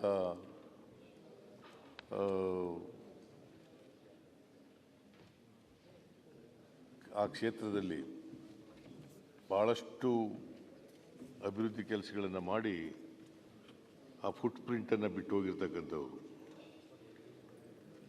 ಸುಮಾರು 65 ವರ್ಷ ಇದ್ದರು ಅಂತಂದರೆ ಭಾಳ ದೀರ್ಘಕಾಲ ಇದ್ದರು ಅಂತಕ್ಕಂಥದ್ದನ್ನು. ಆಮೇಲೆ ಶಿಕ್ಷಣ ಕ್ಷೇತ್ರದಲ್ಲೂ ಕೂಡ ಅಷ್ಟೇ ಸೇವೆ ಮಾಡಿದರು. ಸಹಕಾರಿ ಕ್ಷೇತ್ರದಲ್ಲಿ ಎಷ್ಟು ಸೇವೆ ಮಾಡಿದರು, ಶಿಕ್ಷಣ ಕ್ಷೇತ್ರದಲ್ಲೂ ಕೂಡ ಅಷ್ಟೇ ಕ್ಷೇತ್ರ ಮಾಡಿದರು. ಇವರಿಗೆ ಕನ್ನಡ ರಾಜ್ಯೋತ್ಸವ ಪ್ರಶಸ್ತಿನೂ ಕೂಡ ಕೊಟ್ಟಿತ್ತು. ಆಮೇಲೆ ಇವರು ಕರ್ನಾಟಕ ವಿಶ್ವವಿದ್ಯಾಲಯದ ಡಾಕ್ಟರೇಟ್ ಪದವಿನೂ ಕೂಡ ಇವರಿಗೆ ಕೊಟ್ಟಿದ್ದರು. ಅನೇಕ ಸಂಘ ಸಂಸ್ಥೆಗಳ ಪ್ರಶಸ್ತಿಗಳಿಗೆ ಭಾಜನರಾಗಿದ್ದಂಥವರು. ಇವರನ್ನು ನೆನಪಿನ ಖಜಾನೆ ಎಂದೇ ಖ್ಯಾತರಾಗಿದ್ದಂಥ VS ಸೋಂದೆಯವರು ನಮ್ಮನ್ನು ಅಗಲಿದ್ದಾರೆ. Doctor VS ಸೋಂದೆಯವರು. ಅವರ ಆತ್ಮಕ್ಕೆ ಚಿರಶಾಂತಿ ದೊರಕಲಿ ಅಂತೇಳಿ ನಾನು ಪ್ರಾರ್ಥನೆ ಮಾಡ್ತೇನೆ. ಶ್ರೀ ರವಿ ಬೆಳಗೆರೆ, ಇವರು ಹಿರಿಯ ಪತ್ರಕರ್ತರಾಗಿದ್ದಂಥವರು, ಬಳ್ಳಾರಿ ಜಿಲ್ಲೆಯವರು. ಇತಿಹಾಸ ಮತ್ತು ಪ್ರಾಚ್ಯ ಶಾಸ್ತ್ರದ ಪ್ರಾಧ್ಯಾಪಕರಾಗಿದ್ದಂಥವರು, ಪದವೀಧರರಾಗಿ ಪ್ರಾಧ್ಯಾಪಕರಾಗಿ ಕೆಲಸ ಮಾಡಿದ್ದಂಥವರು. ಆಮೇಲೆ ಅನೇಕ ಪತ್ರಿಕೆಗಳಲ್ಲಿ ಕೆಲಸ ಮಾಡಿದವರು. ಸಂಯುಕ್ತ ಕರ್ನಾಟಕ, ಕನ್ನಡಪ್ರಭ, ಈ ಪತ್ರಿಕೆಗಳಲ್ಲಿ ಭಾಳ ಕೆಲಸ ಮಾಡಿದವರು. 1995ನೇ ಇಸ್ವಿನಲ್ಲಿ ಹಾಯ್ ಬೆಂಗಳೂರು ಪತ್ರಿಕೆಯನ್ನು ಪ್ರಾರಂಭ ಮಾಡಿದರು. ಆಗಲೇ ಇವರು ಸ್ವಲ್ಪ ಕಾಂಟ್ರವರ್ಷಿಯಲ್ ಕೂಡ ವ್ಯಕ್ತಿ ಆಗಿದ್ದರು ಅಂತಕ್ಕಂಥದ್ದನ್ನು ಇವತ್ತು ನೆನಕಬೇಕಾಗ್ತದೆ. ಇದೇ ಸದನದ ಒಬ್ಬ ಸದಸ್ಯರ ಮೇಲೆ ಡಿಫಮೇಟರಿ ಲೇಖನ ಬರೆದು ಅದು ತನಿಖೆ ಆಗಿದ್ದು ಕೂಡ ಇವತ್ತು ನಾವು ಸ್ಮರಿಸ್ಕೋಬೇಕಾಗ್ತದೆ. ಅಷ್ಟರ ಮಟ್ಟಿಗೆ ಒಂದು ರೀತಿ ನೇರ ನುಡಿಯ ವ್ಯಕ್ತಿ ಆಗಿದ್ದರೂ ಕೂಡ ಒಂದೊಂದು ಸಾರಿ ಈ ಥರ ಕಾಂಟ್ರವರ್ಸಿನಲ್ಲಿ ಸಿಗಾಕೊಂಡು ಅವರು ಕಾಂಟ್ರವರ್ಷಿಯಲ್ ಫಿಗರ್ ಆಗಿದ್ದರು. ಸೊ ಅಂಥ ವ್ಯಕ್ತಿ ಇವತ್ತು ನಮ್ಮನ್ನು ಅಗಲಿದ್ದಾರೆ. ಮತ್ತು ಅವರು ಈ ಸಿನಿಮಾದಲ್ಲೂ ಕೂಡ ಆಸಕ್ತಿಯನ್ನು ಹೊಂದಿದ್ದರು. ಸಂಭಾಷಣೆ ಬರೆಯೋದು, ಡೈರೆಕ್ಟ್ರು ಆಗೋದು, ಪಾತ್ರ ಮಾಡೋದು, ಸ್ವತಃ ಪಾತ್ರ ಮಾಡೋದು, ಇವೆಲ್ಲ ಮಾಡ್ತಾಯಿದ್ರು. ಅಂಥ ಬಹುಮುಖ ವ್ಯಕ್ತಿತ್ವ ಇದ್ದಂಥ ವ್ಯಕ್ತಿ ಇವತ್ತು ನಮ್ಮನ್ನು ಅಗಲಿದ್ದಾರೆ. ಇವರೆಲ್ಲರಿಗೂ ನೀವು ಯಾರ್ಯಾರು ನಮ್ಮನ್ನು ಅಗಲಿದ್ದಾರೆ ಇತ್ತೀಚೆಗೆ, ಅವರೆಲ್ಲರಿಗೂ ಕೂಡ ಚಿರಶಾಂತಿ, ಅವರ ಆತ್ಮಕ್ಕೆ ಚಿರಶಾಂತಿ ದೊರಕಲಿ. ಅವರೆಲ್ಲರ ಕುಟುಂಬದವರ ನೋವು ಅದಕ್ಕೆ ಸ್ಪಂದಿಸ್ತಕ್ಕಂಥ ಕೆಲಸ ನಾವೆಲ್ಲ ಮಾಡ್ತೀವಿ ಅಂತೇಳಿ ಈ ಸಂದರ್ಭದಲ್ಲಿ ದೇವರು ಆ ಶಕ್ತಿ ಕೊಡಲಿ ಅಂತೇಳಿ ಪ್ರಾರ್ಥನೆ ಮಾಡಿ ನಾನು ಮಾತು ಮುಗಿಸ್ತೇನೆ. ಶ್ರೀಯುತ ಕಾರಜೋಳ ಅವರು.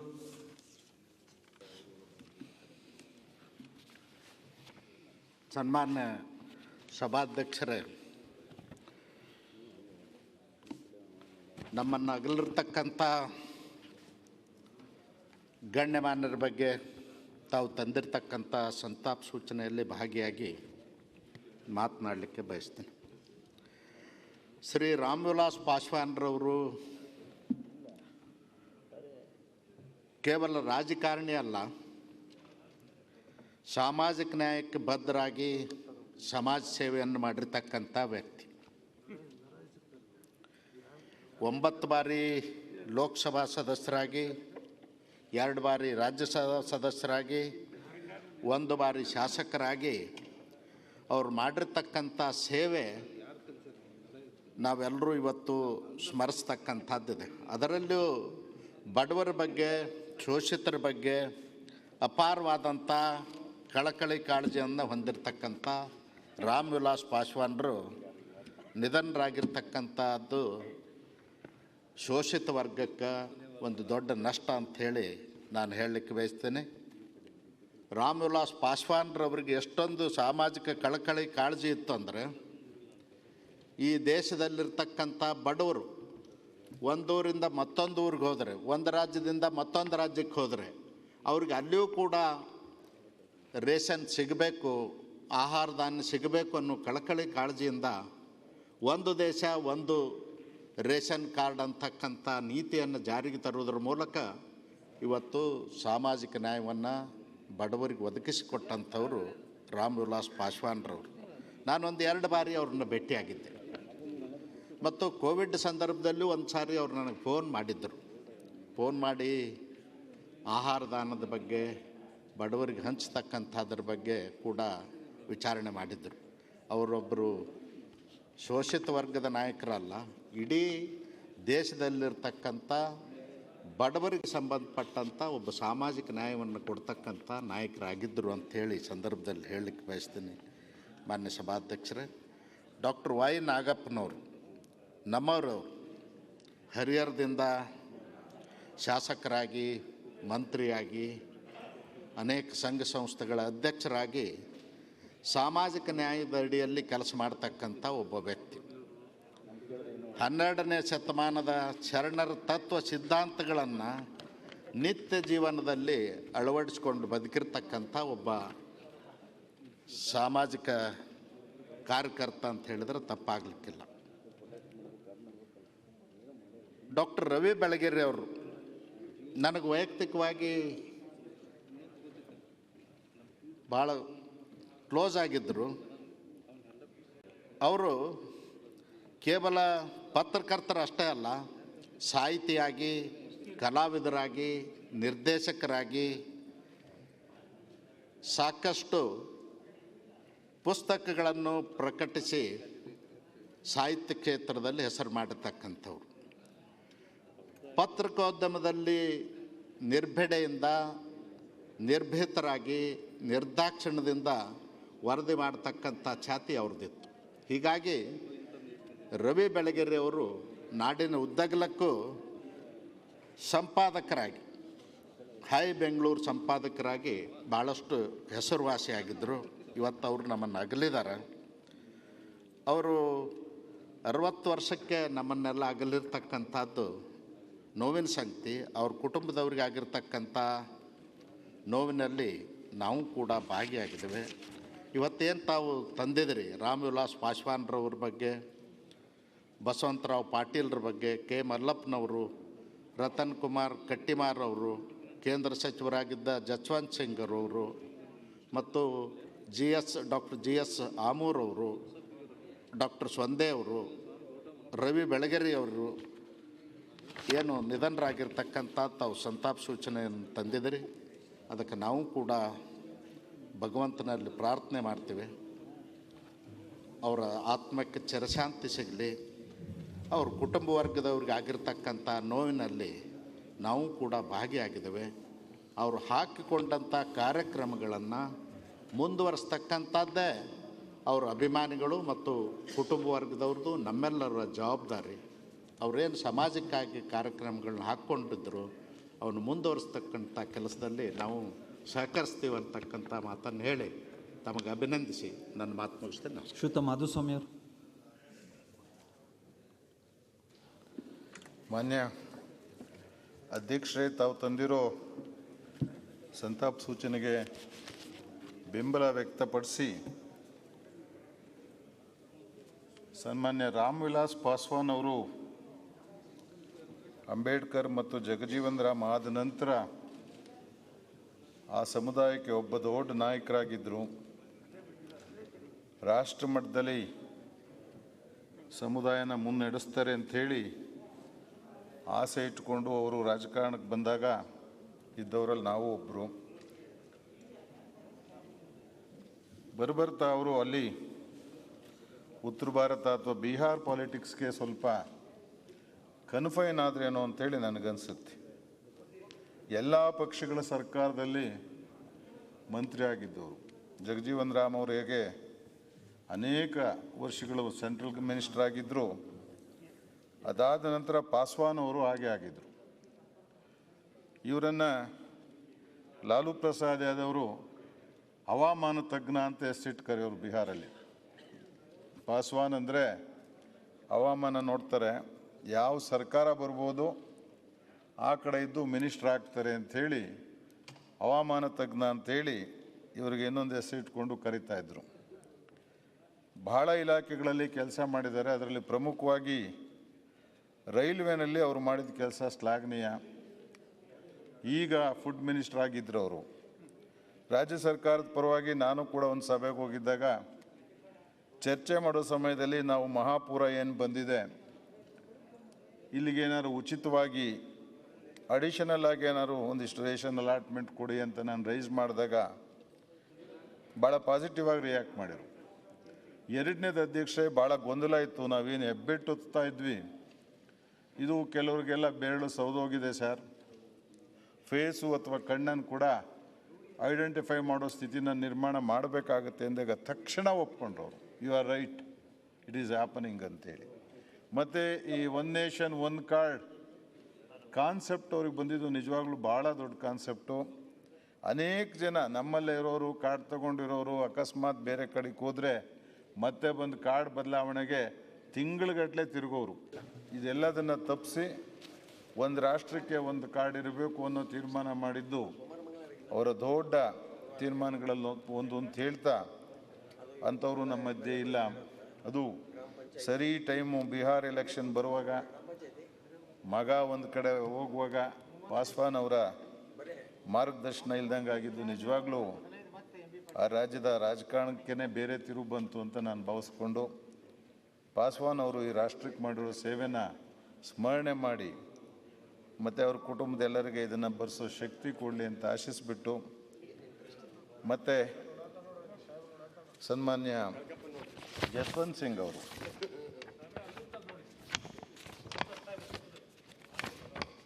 ತಮಗೆ ಗೊತ್ತು, ಡಿಫೆನ್ಸ್ ಅಧಿಕಾರಿ ಆಗಿದ್ದವರು. ಭಾರತದ ರಾಜಕಾರಣದಲ್ಲಿ ಭಾಳ ಬುದ್ಧಿವಂತರುಗಳು ಅಂತ ಅನ್ನಿಸ್ಕೊಂಡವರಲ್ಲಿ ಜಸ್ವಂತ್ ಸಿಂಗ್ ಅವರು ಕೂಡ ಒಬ್ಬರು. ಪ್ರಮುಖವಾಗಿ ಭಾರತೀಯ ಜನತಾ ಪಕ್ಷ ಆರಂಭ ಆಗೋ ಕಾಲಕ್ಕೆ ಅದಕ್ಕಾಗಿ ಶ್ರಮಿಸ್ತಾರಲ್ಲ ಅವರು ಒಬ್ಬರು. ದುರದೃಷ್ಟವಶಾತ್ 2 ಸಲ ಆ ಪಾರ್ಟಿಯಿಂದ ಸಸ್ಪೆಂಡ್ ಆದವರಲ್ಲೂ ಅವರೊಬ್ಬರು. ಜಸ್ವಂತ್ ಸಿಂಗ್ ಅವರು ನಿರ್ದಾಕ್ಷಿಣ್ಯವಾದ ಮಾತು, ಅವರ ತೀರ್ಮಾನಗಳನ್ನ ಯಾವತ್ತೂ ಬದಲಾಯಿಸ್ಕೊಂಡವರಲ್ಲ ಅಧ್ಯಕ್ಷ. ಮತ್ತು ವಿದೇಶ ವ್ಯವಹಾರಗಳಿಗೆ ಅವತ್ತು ಯಾರಾದರೂ ಒಬ್ಬರು ವ್ಯಕ್ತಿ ಸಿಗ್ತಾರ ಅಂದಾಗ ಅಲ್ಲಿದ್ದವ್ರಿಗೆ ನೆನಪು ಬಂದಿದ್ದು ಒಬ್ಬರನ್ನೇ. ಮತ್ತು ಫೈನಾನ್ಸ್ ಡಿಪಾರ್ಟ್ಮೆಂಟ್ ಕೂಡ ಒಂದು 5-6 ಜನ ಈ ದೇಶದ ಇತಿಹಾಸದಲ್ಲಿ ಒಳ್ಳೆ ಮಂತ್ರಿಗಳು ಅನ್ನಿಸ್ಕೊಂಡವರಲ್ಲಿ ಜಸ್ವಂತ್ ಸಿಂಗ್ ಅವರು ಕೂಡ ಒಬ್ಬರು. 14ನೇ ಇಸ್ವಿನಲ್ಲಿ ಬಿದ್ದು ಆರೋಗ್ಯ ಸ್ವಲ್ಪ ಏರುಪೇರು ಆದಾಗಲಿಂದಲೂ ಆರೋಗ್ಯ ಅವ್ರಿಗೆ ಹಾಗೆ ಹೇಗೆ ಆಗ್ತಾಯಿತ್ತು. ಅವರನ್ನು ಕೂಡ ಸ್ಮರಣೆ ಮಾಡಿ.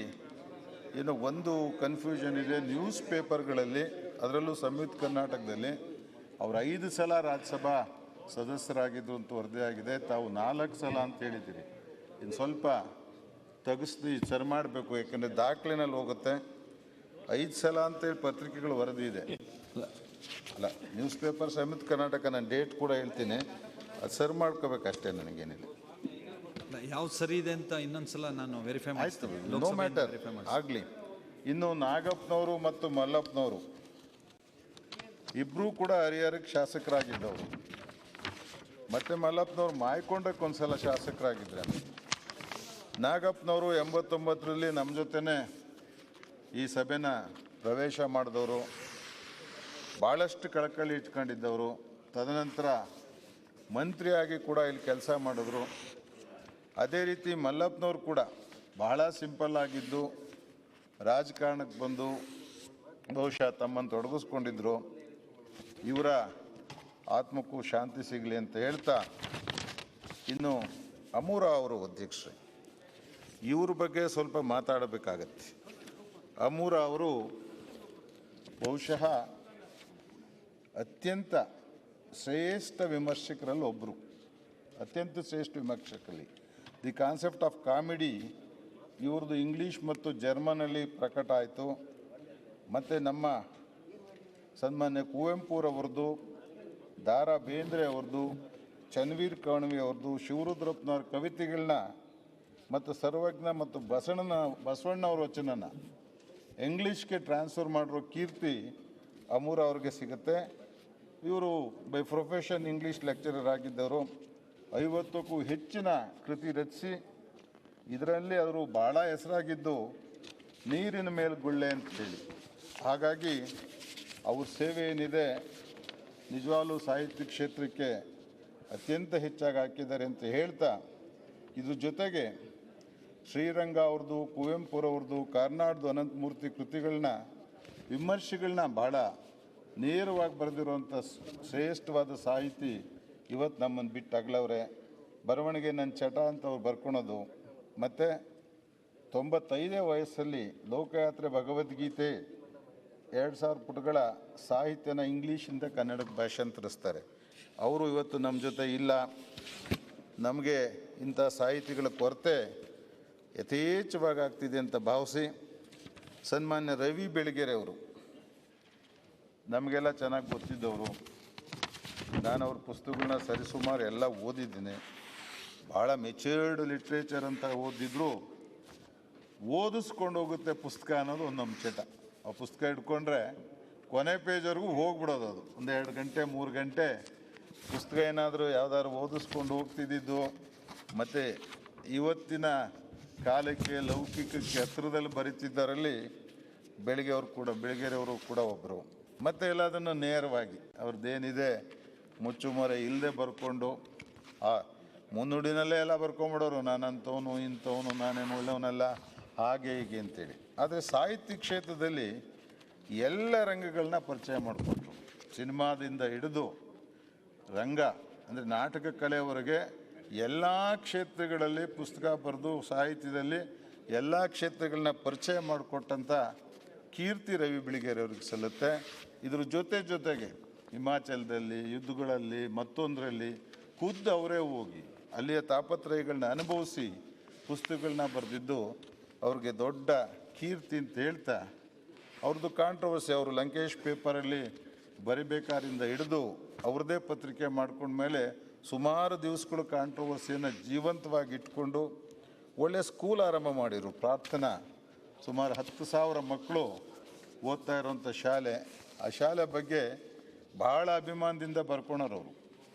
ಮತ್ತು ಭಾಳ ಅಭಿಮಾನದಾಗ ಹೇಳೋರು, ನನಗಿಬ್ಬರು ಹೆಂಡ್ತಾರವ್ರೆ, 3 ಜನ ಮಕ್ಕಳವ್ರೆ, ನಾನೇನು ಮುಚ್ಚಿಡೋಲ್ಲ, ನನಗೇನು ತಾಪತ್ರ ಇಲ್ಲ, 2 ಹೆಂಡ್ತಿಯವ್ರನ್ನೂ ಸಾಕೋ ಶಕ್ತಿ ನನಗಿದೆ ಅಂತೇಳಿ ಬರ್ಕಂತಿದ್ದಂಥ ನೇರ ದಿಟ್ಟ ವ್ಯಕ್ತಿತ್ವ ಇದ್ದಂಥ ಸಾಹಿತಿಗಳಲ್ಲಿ ರವಿ ಬೆಳಿಗೆರೆಯವರೊಬ್ಬರು ನಮ್ಮನ್ನಾಗಲಿದ್ದಾರೆ. ಅದೊಂದು ಆಕಸ್ಮಿಕ ಕೆಲಸ ಮಾಡ್ತಾನೆ ಆಫೀಸಲ್ಲಿ ಕೂತೆ ನಿಧನ ಹೊಂದಿರು ಅನ್ನೋದು ನಿಜವಾಗ್ಲೂ ನಾವೆಲ್ಲ ಏನಪ್ಪ ಹಿಂಗಾಗುತ್ತಾ ಅಂತೇಳಿ ಯೋಚನೆ ಮಾಡಬೇಕಾ ಸ್ಥಿತಿ ಅಂತ ಅವ್ರ ಆತ್ಮಕ್ಕೂ ನಾನು ಶಾಂತಿಯನ್ನು ಬಯಸಿ ಜೊತೆಗೆ ಸನ್ಮಾನ್ಯ ರತನ್ ಕುಮಾರ್ ಕಟ್ಟೆಮಾರ್ ಅವರು ಸಾಮಾಜಿಕ ಕ್ಷೇತ್ರದಲ್ಲಿ ಕೆಲಸ ಮಾಡೋರು, ಮೂಡುಬಿದಿರೆಯವರು, ಮತ್ತು ತಮ್ಮ ಕ್ಷೇತ್ರದಲ್ಲಿದ್ದಂಥ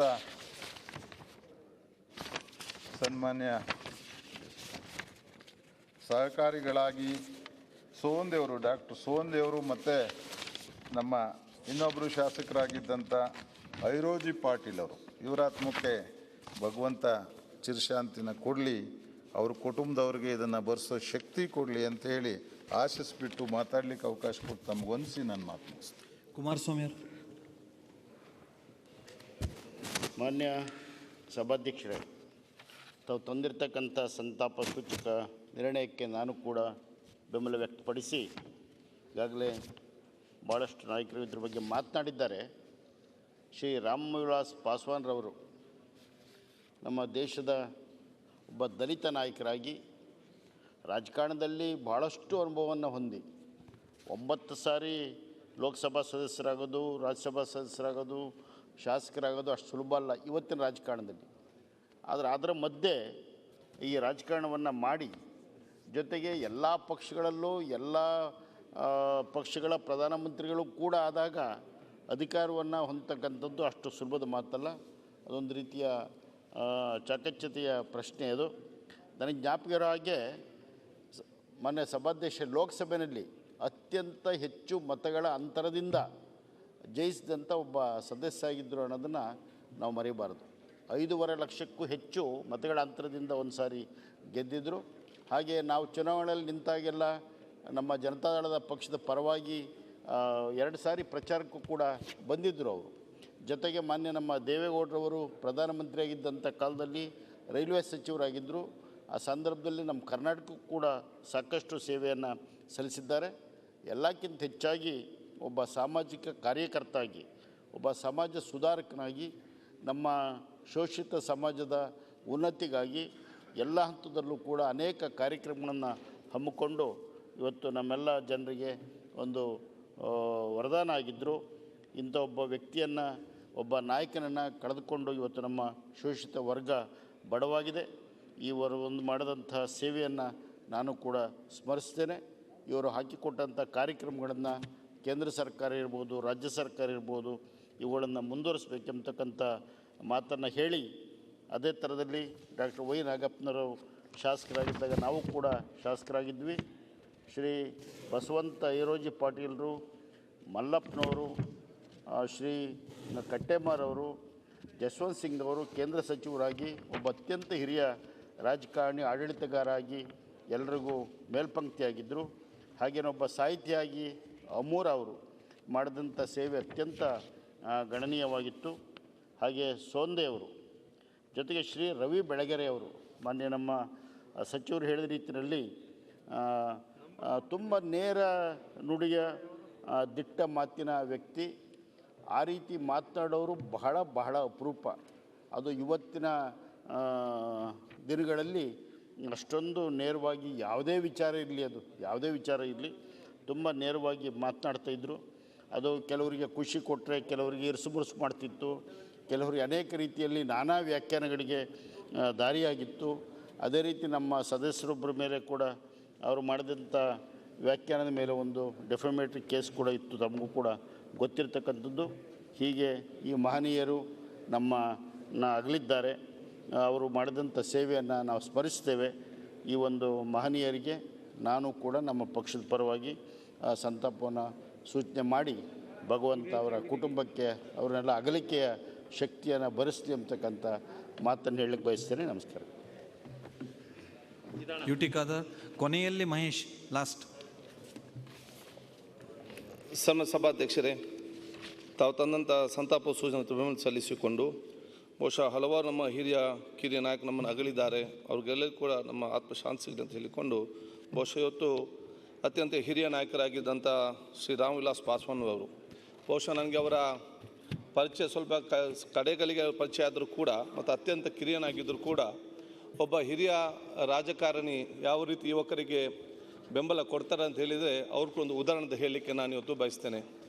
ಬಹುಶಃ ನಾನು ಕೂಡ ರಾಜ್ಯದಲ್ಲಿ ಆಹಾರ ಸಚಿವನಾಗಿದ್ದಂಥ ಸಂದರ್ಭದಲ್ಲಿ ಬಹುಶಃ ಒನ್ ಕಾರ್ಡ್ ಒನ್ ನೇಷನ್ ಬಹುಶಃ ಇನ್ನೂ ಕೂಡ ದೇಶ ಜಾರಿಗೆ ಬರಲಿಲ್ಲ. ಅದಾಗಬೇಕಾದ್ರೆ ಒಂದು ರಾಜ್ಯ ಒಂದು ಕಾರ್ಡ್ ಕೂಡ ಆಗಬೇಕು.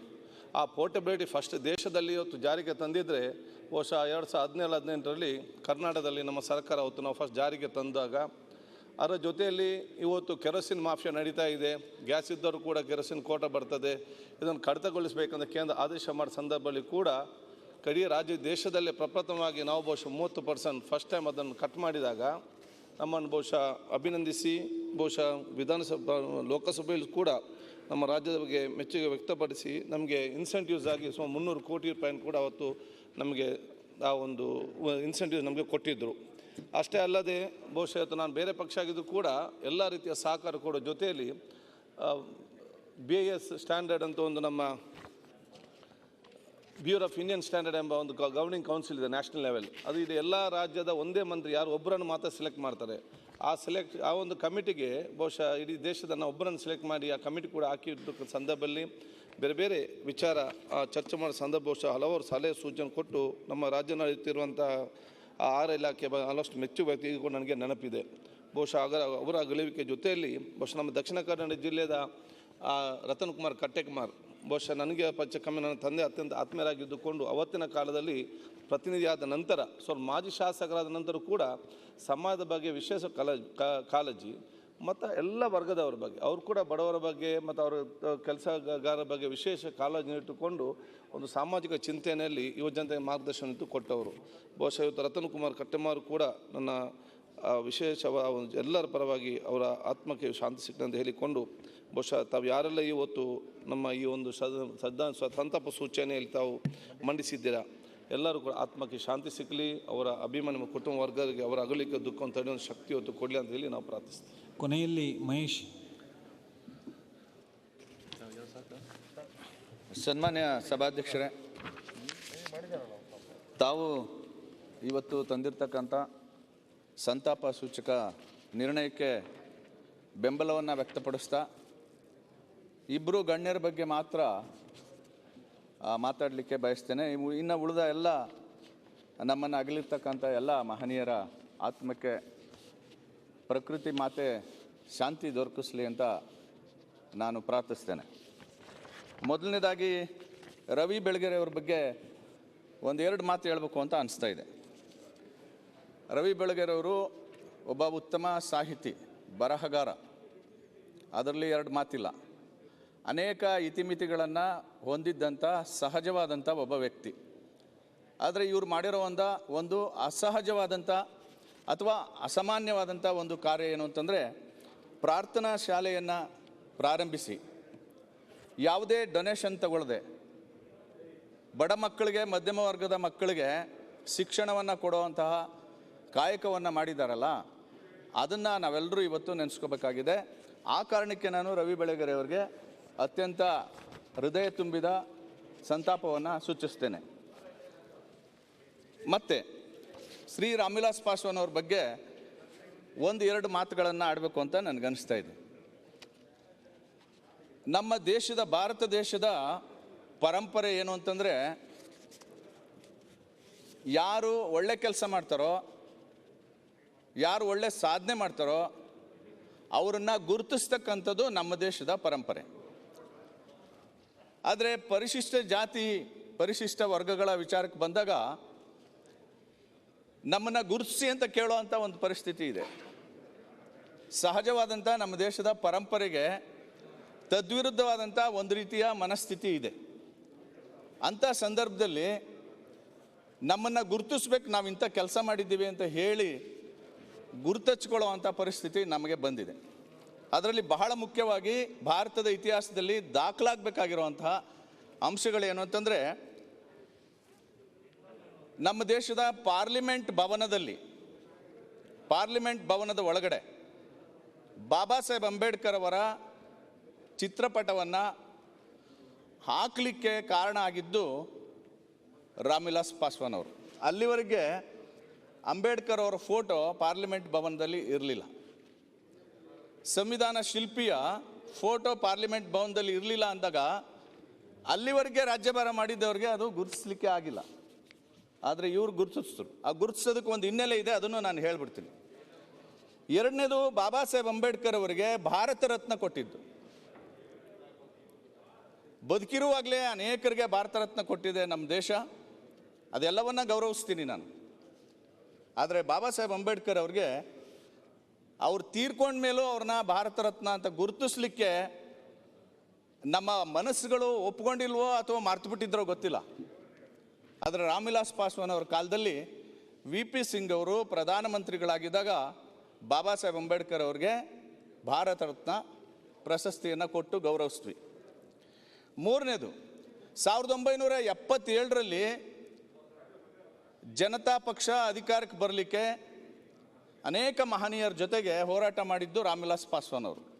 ಅದಕ್ಕೋಸ್ಕರ 75ರಲ್ಲಿ ನಡೆದಂಥ ತುರ್ತು ಪರಿಸ್ಥಿತಿನಲ್ಲಿ ಜೈಲುವಾಸ ಅನುಭವಿಸಿದ್ದಾರೆ. 77ರಲ್ಲಿ ಹಿಂದುಳಿದ ವರ್ಗಗಳಿಗೆ ಮೀಸಲಾತಿ ಕೊಡಬೇಕು ಅಂತ ಮಂಡಲ್ ಆಯೋಗ ರಚನೆ ಆಯಿತು. ಮಂಡಲ್ ಆಯೋಗ 78-79ರಲ್ಲಿ ವರದಿ ಕೊಡ್ತು. 81ರಷ್ಟೊತ್ತಿಗೆ ಜನತಾ ಸರ್ಕಾರ ಬಿದ್ದೋಯ್ತು, ಕಾಂಗ್ರೆಸ್ ಸರ್ಕಾರ ಬಂದಿತ್ತು. ಶ್ರೀಮತಿ ಇಂದಿರಾ ಗಾಂಧಿ ಅವರು ಪ್ರಧಾನಮಂತ್ರಿ ಆಗಿದ್ದರು. ಮಂಡಲ್ ಆಯೋಗದ ವರದಿಯನ್ನು ತೆರೆದು ನೋಡಲಿಲ್ಲ. ಕೊನೆಗೆ ಮಂಡಲ್ ಆಯೋಗಕ್ಕೆ ಜೀವ ಕೊಟ್ಟಿದ್ದ್ಯಾರು ಅಂತಂದರೆ VP ಸಿಂಗ್ ಅವರು. 1989ರಲ್ಲಿ ಅವರು ಪ್ರಧಾನಿ ಆದಾಗ ಅದಕ್ಕೆ ಜೀವ ಕೊಟ್ಟವರು. ಪಾರ್ಲಿಮೆಂಟ್ ಭವನದಲ್ಲಿ ಬಾಬಾ ಸಾಹೇಬರ ಫೋಟೋ, ಭಾರತ ರತ್ನ ಬಾಬಾ ಸಾಹೇಬರಿಗೆ, ಮಂಡಲ್ ಆಯೋಗ, ಇದೆಲ್ಲಕ್ಕೂ ಪ್ರೇರಕ ಶಕ್ತಿಯಾಗಿ ಹಿಂದೆ ನಿಂತು ಕೆಲಸ ಮಾಡಿದ್ಯಾರು ಅಂತಂದರೆ ನನ್ನ ರಾಜಕೀಯ ಗುರುಗಳಾದಂಥ ಮಾನ್ಯವರ್ ಕಾಂಶಿರಾಮ್ ಸಾಹೇಬರು. ಅದೊಂದು ಮೈನಾರಿಟಿ ಗೌರ್ಮೆಂಟ್ ಆಗಿತ್ತು. BSPಯ 3 ಜನ MPಗಳು ರಾಮ್ವಿಲಾಸ್ ಪಾಸ್ವಾನ್ ಅವ್ರಿಗೆ ಮಾತಾಡಿ VP ಸಿಂಗ್ ಸರ್ಕಾರಕ್ಕೆ ನಾವು ಬೆಂಬಲ ಕೊಡ್ತೀವಿ, ಇದು 3ಅನ್ನು ಜಾರಿಗೆ ತರಬೇಕು ಅಂತ ಕಾಂಶಿರಾಮ್ ಸಾಹೇಬರು ಹೇಳಿದಾಗ ಪಾಸ್ವಾನ್ ಅವರು ಅದರ ನೇತೃತ್ವವನ್ನು ವಹಿಸಿ ಇಂತಹ ಐತಿಹಾಸಿಕ ತೀರ್ಮಾನಗಳನ್ನು ತಗೊಂಡಿದ್ದಾರೆ. ಅಂಥ ಒಬ್ಬ ಮಹಾಪುರುಷನನ್ನು ನಾವು ಇವತ್ತು ಕಳ್ಕೊಂಡಿದ್ದೀವಿ. ದಲಿತರ ಮೂಲಕ, ಶೋಷಿತರ ಮೂಲಕ ಇಡೀ ರಾಷ್ಟ್ರದ ನಾಯಕನಾಗಿದ್ದಂಥ ರಾಮ್ವಿಲಾಸ್ ಪಾಸ್ವಾನ್ ಅವರಿಗೆ ಈ ಸದನ ಗೌರವಪೂರ್ವಕ ಸಂತಾಪವನ್ನು ಸೂಚಿಸ್ತಾ ಇದೆ. ನನಗೆ ಹೆಮ್ಮೆ ಅನ್ನಿಸ್ತಾ ಇದೆ. ಈ ಸಂತಾಪ ಸೂಚನೆಗೆ ನಿಮಗೆ ಬೆಂಬಲ ಕೊಡಲಿಕ್ಕೆ ನನಗೆ ಅವಕಾಶ ಮಾಡಿಕೊಟ್ಟಂಥ ಅಧ್ಯಕ್ಷರಿಗೆ ಕೃತಜ್ಞತೆಗಳು. ನಮಸ್ಕಾರ. ಮೃತರ ಗೌರವಾರ್ಥ 1 ನಿಮಿಷ ಮೌನವನ್ನು ಆಚರಿಸಬೇಕೆಂದು ತಮ್ಮಲ್ಲಿ ಕೋರುತ್ತೇನೆ.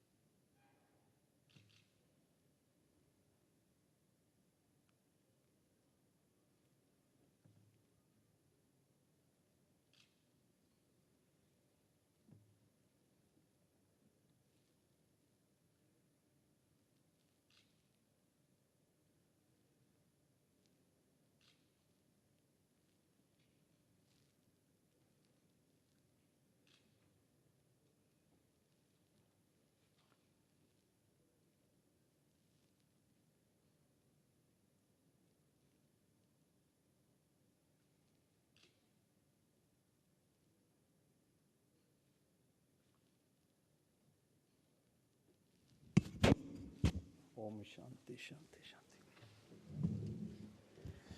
ಈ ಸದನವು ಅಂಗೀಕರಿಸಿದ ಸಂತಾಪ ಸೂಚನಾ ನಿರ್ಣಯದ ಪ್ರತಿಯನ್ನು ಮೃತರ ಕುಟುಂಬಗಳಿಗೆ ಕಳಿಸಲಾಗುವುದು. ಮಾನ್ಯ ಸದಸ್ಯರಲ್ಲಿ ಒಂದು ವಿನಂತಿ ಇದೆ. ಒಂದು ವಿನಂತಿಯನ್ನು ನಾನು ಮಾಡಿದ ಮೇಲೆ ಪ್ರಶ್ನೋತ್ತರವನ್ನು ತೆಗೆದುಕೊಳ್ತಾ ಇದ್ದೀನಿ. ದಯವಿಟ್ಟು ಈ ಸದನ ನಿಮ್ಮದು ಇದೆ, ನಿಲುವಳಿ ಸೂಚನೆ ಕೊಟ್ಟಿರೋದು ಇದೆ. ಈ ಸದನ ಇವತ್ತಿನಿಂದ 14ನೇ ತಾರೀಕು ತನಕ ನಡೆಯುತ್ತೆ ಅನ್ನೋದು ಈಗ ನಿರ್ಧಾರ ಆಗಿರೋದು. ನಾಳೆ ಬಿಸ್ನೆಸ್ ಅಡ್ವೈಸರಿ ಸಮಿತಿ ಸಭೆ ಇದೆ, ಸದನ ಕಾರ್ಯಕಲಾಪ ಸಲಹಾ ಸಮಿತಿ ಸಭೆ. ಅದರೊಳಗೆ ವಿಸ್ತೃತವಾಗಿ ಉಳಿದಂಥ ವೇಳಾಪಟ್ಟಿಯನ್ನು ಚರ್ಚೆ ಮಾಡ್ತೇವೆ. ಆದರೆ ನಾನು ಈ ಸಂದರ್ಭದಲ್ಲಿ ನಿಮ್ಮೆಲ್ಲದರ ಎಲ್ಲಿ ಭಾಳ ಗಂಭೀರವಾಗಿ ಮಹತ್ವದ ಒಂದು ವಿಷಯ ಪ್ರಸ್ತಾಪ ಮಾಡ್ತಿರೋದೇನು ಅಂದರೆ, ಕೊರೋನಾ ಈ ಕೋವಿಡ್ ಏನಿದೆ ಇದು ಇದೆ ನಮ್ಮ ಮಧ್ಯದಲ್ಲಿ, ಭಾಳ ಸಕ್ರಿಯವಾಗಿದೆ. ಈಗ ತಜ್ಞರ ಪ್ರಕಾರ 2ನೇ ಅಲೆ ಸಹ ಈಗ ಪ್ರಾರಂಭ ಆಗಿದೆ, ಆಗ್ತಾ ಇದೆ ಅನ್ನುವಂಥದ್ದು ಮಾಹಿತಿಗಳು ಲಭ್ಯ ಆಗ್ತಾ ಇದೆ. ಹಾಗಾಗಿ ಸದನದನ್ನು ನಡೆಸ್ತಾ ಇರುವಂಥ ಈ ಸಂದರ್ಭದಲ್ಲಿ ಈಗಾಗಲೇ ನಮ್ಮೆಲ್ಲರಿಗೆ ತಿಳಿದಿರುವಂತೆ ನಾವು ಮಾಸ್ಕ್ ಧರಿಸುವಂಥದ್ದು ಇರ್ಬೋದು, ಸೋಷಿಯಲ್ ಡಿಸ್ಟೆನ್ಸ್ ಮೇಂಟೈನ್ ಮಾಡುವಂಥದ್ದು, ಸ್ಯಾನಿಟೈಸ್ ಮಾಡಿಕೊಳ್ಳುವಂಥದ್ದು, ಇದೆಲ್ಲದರ ಬಗ್ಗೆ ನಮ್ಮದೇ ಆದಂಥ ವೈಯಕ್ತಿಕ ಜವಾಬ್ದಾರಿ, ಎಚ್ಚರಿಕೆಯನ್ನು ನಾವು ವಹಿಸ್ಕೊಳ್ಬೇಕು. ಆಕಸ್ಮಿಕವಾಗಿ ಯಾರಿಗಾದರೂ ಯಾವುದಾದ್ರೂ ಅನಾರೋಗ್ಯದ ಲಕ್ಷಣ ಇದ್ದರೆ ಬ್ಯಾಂಕ್ವೆಟ್ ಹಾಲ್ನಲ್ಲಿ ನಾವೊಂದು ವೈದ್ಯಕೀಯ ತಂಡವನ್ನು ಇಟ್ಟಿದೆ. ಅದನ್ನು ತಾವು ಎಲ್ಲ ರೀತಿಯ ಚಿಕಿತ್ಸೆಯನ್ನು ಅಲ್ಲಿ ಅಥವಾ ಪರೀಕ್ಷೆಯನ್ನು ಅಲ್ಲಿ ಮಾಡಿಸ್ಕೊಳ್ಬೋದು. ಚಿಕಿತ್ಸೆಗೆ ನಾವು ಬೇರೆ ಕಡೆಗೆ ವ್ಯವಸ್ಥೆ ಇದೆ, ಆದರೆ ಪರೀಕ್ಷೆಗೆ ಎಲ್ಲ ರೀತಿಯ ಅವಕಾಶ ಬ್ಯಾಂಕ್ವೆಟ್ ಹಾಲ್ನಲ್ಲಿದೆ. ಹಾಗಾಗಿ ನಮ್ಮ ಸ್ವಯಂ ಶಿಸ್ತು ಜವಾಬ್ದಾರಿ ನಮಗೆ ಭಾಳ ಮುಖ್ಯ ಇದೆ. ಕರೋನಾದಿಂದ ನಾವು ನಿರ್ಲಕ್ಷ್ಯ ಮಾಡ್ತಿದ್ದೀವಿ ಅನ್ನುವಂಥ ಆರೋಪ ಈಗಾಗಲೇ ಬರ್ತಾ ಇದೆ. ಹಾಗಾಗಿ ದಯವಿಟ್ಟು ನಾವು ಯಾರು ಈ ಸದನದ ಕಾರ್ಯಕಲಾಪಗಳ ಸಂದರ್ಭಗಳಲ್ಲಿ ಅಥವಾ ನಮ್ಮ ಸಾರ್ವಜನಿಕ ಜೀವನದ ಚಟುವಟಿಕೆಗಳಲ್ಲಿ ಈ ಕರೋನಾದ ಕುರಿತಂತೆ ಜನರಲ್ಲೂ ಯಾವೆಲ್ಲ ಒಂದು ಜಾಗೃತಿ ಮೂಡಿಸಬೇಕೋ ಆ ಪ್ರಯತ್ನ ಮುಂದುವರಿಸೋಣ ಮತ್ತು ನಾವು ವೈಯಕ್ತಿಕವಾಗಿಯೂ ಆ ಎಚ್ಚರಿಕೆಯನ್ನು ವಹಿಸ್ಕೊಳ್ಳೋಣ ಅನ್ನುವಂಥದ್ದು ಮೊದಲನೇದು. ಎರಡನೇದು, ಕಳೆದ ನವೆಂಬರ್ 25 ಮತ್ತು 26 ಗುಜರಾತಿನ ಕೆವಾಡಿಯಾದಲ್ಲಿ ಅಖಿಲ ಭಾರತೀಯ ಪೀಠಾಸೀನ ಅಧಿಕಾರಿಗಳ ಅಂದರೆ ಸ್ಪೀಕರ್ಸ್ ಕಾನ್ಫರೆನ್ಸು ಅಲ್ಲಿ ನಡೀತು. ನವೆಂಬರ್ 26 ನಮಗೆಲ್ಲ ಗೊತ್ತಿದ್ದಂತೆ ಸಂವಿಧಾನ ಅಂಗೀಕರಿಸಿರುವಂಥ ದಿನ ಅದು. ಅವತ್ತು ರಾಷ್ಟ್ರಪತಿಗಳು ಸರ್ದಾರ್ ವಲ್ಲಭಭಾಯಿ ಪಟೇಲ್ ಮೂರ್ತಿ ಎದುರುಗಡೆಗೆ ಇಡೀ ದೇಶದ ಎಲ್ಲ ಸ್ಪೀಕರ್ಗಳಿಗೆ ಸಂವಿಧಾನದ ಪ್ರಸ್ತಾವನೆಯನ್ನು ಬೋಧಿಸಿದರು. 2 ದಿನದ ಈ ಸಮ್ಮೇಳನದಲ್ಲಿ ರಾಷ್ಟ್ರಪತಿಗಳು, ಉಪರಾಷ್ಟ್ರಪತಿಗಳು ಪ್ರತ್ಯಕ್ಷವಾಗಿ ಭಾಗಿಯಾಗಿದ್ದರು. ಅದರ ಜೊತೆಗೆ ಲೋಕಸಭಾ ಸ್ಪೀಕರ್ ಒಳಗೊಂಡಂತೆ ಗುಜರಾತಿನ ಮತ್ತು ಇಡೀ ದೇಶದ ಎಲ್ಲ ಪ್ರಮುಖರು ಅಲ್ಲಿ ಭಾಗಿಯಾಗಿದ್ದರು. ಆ ಸಂದರ್ಭದಲ್ಲಿ ಅನೇಕ ವಿಷಯಗಳು ಚರ್ಚೆಯಾಗಿದೆ. ನಾನು ಅದನ್ನು ಇಲ್ಲೇನು ಮತ್ತೆ ಪ್ರಸ್ತಾಪಿಸೋದಕ್ಕೆ ಬಯಸೋದಿಲ್ಲ. ಬಹಳ ಮುಖ್ಯವಾದ ವಿಷಯ ಅಂದರೆ ಶಾಸಕಾಂಗ, ಕಾರ್ಯಾಂಗ, ನ್ಯಾಯಾಂಗಗಳ ಮಧ್ಯೆನ ಒಂದು ಸಮನ್ವಯತೆಯನ್ನು ಸಾಧಿಸೋದಕ್ಕೆ ಸಂವಿಧಾನಬದ್ಧವಾದಂತಹ ನಾವು ಜವಾಬ್ದಾರಿ ಇರುವಂಥವ್ರು ಹೇಗೆ ಕೆಲಸ ಕಾರ್ಯಗಳನ್ನು ಮಾಡಬೇಕು ಅನ್ನುವಂಥದ್ದು ಬಹಳ ಮುಖ್ಯವಾದಂಥ ವಿಷಯ 2 ದಿನದ ಚರ್ಚೆದು. ಆದರೆ ನಾನು ಇಲ್ಲಿ ಪ್ರಸ್ತಾಪಿಸಬೇಕಂತ ವಿಷಯ ಅಂದರೆ, ಪ್ರಧಾನಮಂತ್ರಿಗಳು ಶ್ರೀಯುತ ನರೇಂದ್ರ ಮೋದಿಯವರು ತಮ್ಮ ಸಮಾರೋಪ ಭಾಷಣವನ್ನು ವರ್ಚುವಲ್ ಒಳಗೆ ಸ್ಪೀಕರ್ ಕಾನ್ಫರೆನ್ಸ್ನಲ್ಲಿ ಮಾಡಿದಾಗ ಅವರು ಅನೇಕ ವರ್ಷದಿಂದ ಹೇಳ್ತಾ ಇದ್ದಂತಹ ಒನ್ ನೇಷನ್ ಒನ್ ಇಲೆಕ್ಷನ್ ಈ ವಿಷಯದ ಬಗ್ಗೆ ಪೀಠಾಸೀನ ಅಧಿಕಾರಿಗಳಾಗಿ, ಸ್ಪೀಕರ್ಗಳಾಗಿ ಇದೊಂದು ಈ ವಿಷಯದ ಬಗ್ಗೆ ಒಂದು ಚರ್ಚೆಯ ವಿಷಯವಾಗಿ ಮತ್ತು ಮುಂದೆ ನಾವೆಲ್ಲ ಹೇಗೆ ಮುಂದೆ ಹೋಗಬೇಕು ಅನ್ನೋದ್ರ ಬಗ್ಗೆ ಚರ್ಚೆ ಮಾಡಬೇಕು ಅಂತ ಹೇಳಿದರು. ಅದರ ಹಿನ್ನೆಲೆಯಲ್ಲಿ ಮಾನ್ಯ ಮುಖ್ಯಮಂತ್ರಿಗಳು, ಪ್ರತಿಪಕ್ಷದ ನಾಯಕರು, ಇನ್ನೂ ಅನೇಕ ಹಿರಿಯರ ಜೊತೆಯಲ್ಲಿ ನಾನು ಮಾತನಾಡಿ 14 ಮತ್ತು 15 2 ದಿನ ಅದನ್ನು ಒಂದು ವಿಶೇಷ ಚರ್ಚೆಯನ್ನಾಗಿ ತೆಗೆದುಕೊಳ್ಬೇಕು ಅಂತ ನಿರ್ಧರಿಸಿರೋದು ನಿಮಗೆಲ್ಲ ಗೊತ್ತಿದೆ. ಅದನ್ನು ನಿಮ್ಮೆಲ್ಲರ ಗಮನಕ್ಕೆ ಮತ್ತೊಮ್ಮೆ ತರ್ತಾ ನಾಳೆ ಸದನ ಕಾರ್ಯಕಲಾಪ ಸಮಿತಿ ಸಭೆಯಲ್ಲಿ ಅದನ್ನು ಇನ್ನಷ್ಟು ಹೆಚ್ಚು ವಿವರವಾಗಿ ಚರ್ಚಿಸ್ತೀವಿ ಅನ್ನೋದನ್ನು ನಾನು ಹೇಳ್ತಾ, ನಾನು ನಿಮ್ಮಲ್ಲಿ ಒಂದು ವಿನಂತಿ ಮಾಡ್ಕೊಳ್ತೀನಿ. ನಾನು ಗುಜರಾತಿನ ಕೆವಾಡಿಯಾಕ್ಕೆ ಹೋಗಿ ಬಂದ ನಂತರ ನಾನು ನಿಮ್ಮಲ್ಲೂ ಹೇಳಬೇಕು ಅಂತ ಅನಿಸಿರೋದು, ನಮ್ಮ ಯಾವುದಾದ್ರೂ ಸಮಿತಿಯ ಅಧ್ಯಕ್ಷರುಗಳು, ನಾವು ಬೇರೆ ಬೇರೆಯವರು ಯಾರ್ಯಾರಿದ್ದೇವೆ, ಕಮಿಟಿ ಅಧ್ಯಕ್ಷರುಗಳು, ನಿಮ್ಮ ಅಧ್ಯಯನ ಪ್ರವಾಸಗಳು ಇದ್ದೇ ಇರುತ್ತೆ ಬೇರೆ ಬೇರೆ ಕಡೆಯಲ್ಲಿ. ಆದರೆ ಗುಜರಾತಿನ ಕೆವಾಡಿಯಾಕ್ಕೆ ನಾವು ಪ್ರವಾಸ ಒಂದು ಸಲ ಹಾಕ್ಕೊಳ್ಳೋದು ಒಳ್ಳೆಯದು. ಯಾರ್ಯಾರು ಕುಟುಂಬ ಸಮೇತವಾಗಿ ಹೋಗ್ಬೋದು, ಅವರು ಸಮಿತಿ ಒಳಗಿದ್ದವ್ರು ನಾವೆಲ್ಲ ಹೋಗ್ಲಿಕ್ಕೆ ಅವಕಾಶ ಇದೆ, ಹೋಗ್ಬೋದು. ಅಥವಾ ವೈಯಕ್ತಿಕವಾದ ನೆಲೆಯಲ್ಲಾದರೂ ನಾವು ಹೋಗಿ ಬರಬೇಕು. ಸರ್ದಾರ್ ವಲ್ಲಭಭಾಯಿ ಪಟೇಲ್ ಆ ಭವ್ಯವಾದ ಮೂರ್ತಿಯನ್ನು ನೋಡಿದಾಗಲೇ ನಮಗೆ ಅವರು ಈ ದೇಶಕ್ಕೆ ಕೊಟ್ಟಂಥ ಕೊಡುಗೆ ಅರಿವಾಗೋದು ಮತ್ತು ಅವರ ವ್ಯಕ್ತಿತ್ವದ ಅರಿವು ಆಗೋದು. ಹಾಗಾಗಿ ಅದಿರಲಿ, ಅಲ್ಲಿ ಉಳಿದಿರುವಂಥ ಮಾಡಿರುವಂಥ ಅಭಿವೃದ್ಧಿ ಕೆಲಸಗಳಿರಲಿ, ಇದೆಲ್ಲವೂ ನಾವು ನೋಡಬೇಕಂಥದ್ದು. ಜಗತ್ತಿನಲ್ಲಿಯೇ ಅತಿ ಎತ್ತರದ ಭವ್ಯವಾದಂತಹ ಸರ್ದಾರ್ ವಲ್ಲಭಭಾಯಿ ಪಟೇಲ್ ಮೂರ್ತಿಯವರು, ಏಕತಾ ಮೂರ್ತಿ. ಹಾಗಾಗಿ ನಾವೆಲ್ಲ ಅದನ್ನು ನೋಡಬೇಕು ಅಂತಲೂ ವಿನಂತಿ ಮಾಡ್ಕೊಳ್ತೀನಿ. ಇನ್ನು ಒಂದು ವಿಷಯ, ಕೊನೆಯ ವಿಷಯ ನಾನು ಪ್ರಸ್ತಾಪಿಸಿ ಮುಂದಿನ ಪ್ರಶ್ನೋತ್ತರಕ್ಕೆ ಹೋಗ್ತಾ ಇದ್ದೇನೆ. ನಾನು ಸದನವನ್ನು ಹಿಂದಿನ ಕೆಲವು ಸಂದರ್ಭದಲ್ಲೂ ನೋಡಿದ್ದೀನಿ, ಇವತ್ತು ಬೆಳಗ್ಗೆಯಿಂದಲೂ ನೋಡ್ತಾ ಇದ್ದೇನೆ. ಸದನದಲ್ಲಿ ನಾವು ನಮ್ಮ ಎಲ್ಲ ಚಟುವಟಿಕೆಗಳನ್ನು ಯಾವುದೋ ಒಂದು ಸಣ್ಣ ಇತಿಮಿತಿಯೊಳಗೆ ನಾವೇ ನಿಯಂತ್ರಿಸ್ಕೊಳ್ಳದೆ ಹೋದರೆ ಸದನದಲ್ಲಿ ಅಶಿಸ್ತು ನಿರ್ಮಾಣ ಆಗಿರೋದು ಎಲ್ಲರ ಗಮನಕ್ಕೆ ಬರುತ್ತೆ. ಅದಾಗಬಾರ್ದು. ಯಾರಿಗಾರು ತುರ್ತು ಮಾತನಾಡಬೇಕು ಅಂತಿದ್ರೆ ಲಾಂಜ್ ಇದೆ ಆ ಕಡೆ ಈ ಕಡೆಗೆ, ಅಲ್ಲಿ ಮಾತನಾಡಿ. ಸಚಿವರ ಜೊತೆಗೆ ಮಾತಾಡಬೇಕು ಅಂತಿದ್ರೆ ಅವ್ರ ಕೊಠಡಿಗಳಿದೆ, ಅಲ್ಲಿ ಮಾತನಾಡಿ. ಇಲ್ಲಿ ಗುಂಪು ಕಟ್ಕೊಂಡು ಮಾತನಾಡಿ ಬೇರೆಯವ್ರು ಮಾತನಾಡ್ತಾ ಇರುವಂಥದ್ದಕ್ಕೆ ತೊಂದರೆ ಆಗೋದು ಅದು ಆಗಬಾರ್ದು. ನಾನು ಎಲ್ಲರ ಹೆಸರುಗಳನ್ನು ಉಲ್ಲೇಖಿಸಿ ಕೂತ್ಕೊಳ್ಳಿ ಅಂತ ಹೇಳ್ಬಿಡ್ಬೋದು, ನಂಗೆ ಗೊತ್ತಿದೆ. ಆದರೆ ಅದು ಸರಿಯಾದ ಕ್ರಮ ಅಲ್ಲ ಅಂತ ನಾನು ಮುಕ್ತವಾಗಿ ಇಲ್ಲೇ ಹೇಳ್ತಿದ್ದೀನಿ. ನೀವು ಯಾರ್ಯಾರು ಎಲ್ಲೆಲ್ಲಿ ಎಷ್ಟೆಷ್ಟು ಜನ ನಿಲ್ತೀರಿ, ಎಷ್ಟೆಷ್ಟು ಜನ ಮಾತಾಡ್ತೀರಿ ಇತ್ಯಾದಿಗಳನ್ನೆಲ್ಲವನ್ನು ಇಲ್ಲಿ ಭಾಳ ಎತ್ತರದ ಸ್ಥಾನದಲ್ಲಿ ಇದ್ದೀನಿ ನಾನು, ಹಾಗಾಗಿ ಕಾಣುತ್ತೆ ಇದು. ಹಾಗಾಗಿ ದಯವಿಟ್ಟು ಸದನದ ಎಲ್ಲ ಶಿಸ್ತನ್ನು ಪಾಲಿಸೋದಕ್ಕೆ ನಾವೆಲ್ಲರೂ ಸ್ವಯಂ ಜವಾಬ್ದಾರರಾಗಬೇಕು ಅಂತ ಕೇಳ್ಕೊಳ್ತಾ, ಯಾರಿಗಾದರೂ ಯಾವುದೇ ವಿಷಯದಲ್ಲಿ ಮಾತನಾಡಬೇಕು ಅಂತಾದರೆ ದಯವಿಟ್ಟು ಮೊದಲೇ ಚೀಟಿ ಕಳಿಸಿ. ಕೊನೆಯ ಹಂತದಲ್ಲಿ ಚೀಟಿ ಕಳಿಸಿ ಮಾತಾಡಲಿಕ್ಕೆ ಅವಕಾಶ ಕೊಡಲಿಲ್ಲ ಅನ್ನೋದಕ್ಕೆ, ಆ ರೀತಿ ಹೇಳೋದಕ್ಕೆ ಅವಕಾಶ ಆಗಬಾರ್ದು. ನಿಮ್ಮ ಪಕ್ಷದ ವತಿಯಿಂದ ಕಳಿಸಿ, ಕೆಲವು ಪಕ್ಷದ ವತಿಯಿಂದ ಕಳಿಸಿ ಅಂತ ಹೇಳೋದಕ್ಕಾಗೋದಿಲ್ಲ. ವೈಯಕ್ತಿಕ ನೆಲದಲ್ಲಿ ಕಳಿಸಿ. ನಿಶ್ಚಿತವಾಗಿ ನಾನು ಈ ಸದನದಲ್ಲಿ ಅಂದರೆ ನಿಮಗೆ ಒಂದು ವಿಶ್ವಾಸ ಅಂದರೆ ಮಾತನಾಡೋದಕ್ಕೆ ಯಾರ್ಯಾರಿಗೆ ಅಪೇಕ್ಷೆ ಇದೆಯೋ, ಆಸಕ್ತಿ ಇದೆಯೋ ಅವರಿಗೆಲ್ಲರಿಗೂ ಅವಕಾಶ ಮಾಡಿಕೊಡ್ಬೇಕು ಅನ್ನುವಂಥದ್ದು ನನ್ನ ಸದಿಚ್ಛೆ ಇದೆ. ಹಾಗಾಗಿ ಅದನ್ನು ಮಾಡಿಕೊಡೋದಕ್ಕೆ ನಾನೆಲ್ಲ ಪೂರಕ ಪ್ರಯತ್ನ ಮಾಡ್ತೀನಿ ಅಂತ ಹೇಳ್ತಾ, ಈಗ ಪ್ರಶ್ನೋತ್ತರ ಶ್ರೀಯುತ ದೊಡ್ಡನಗೌಡ ಜಿ ಪಾಟೀಲ್.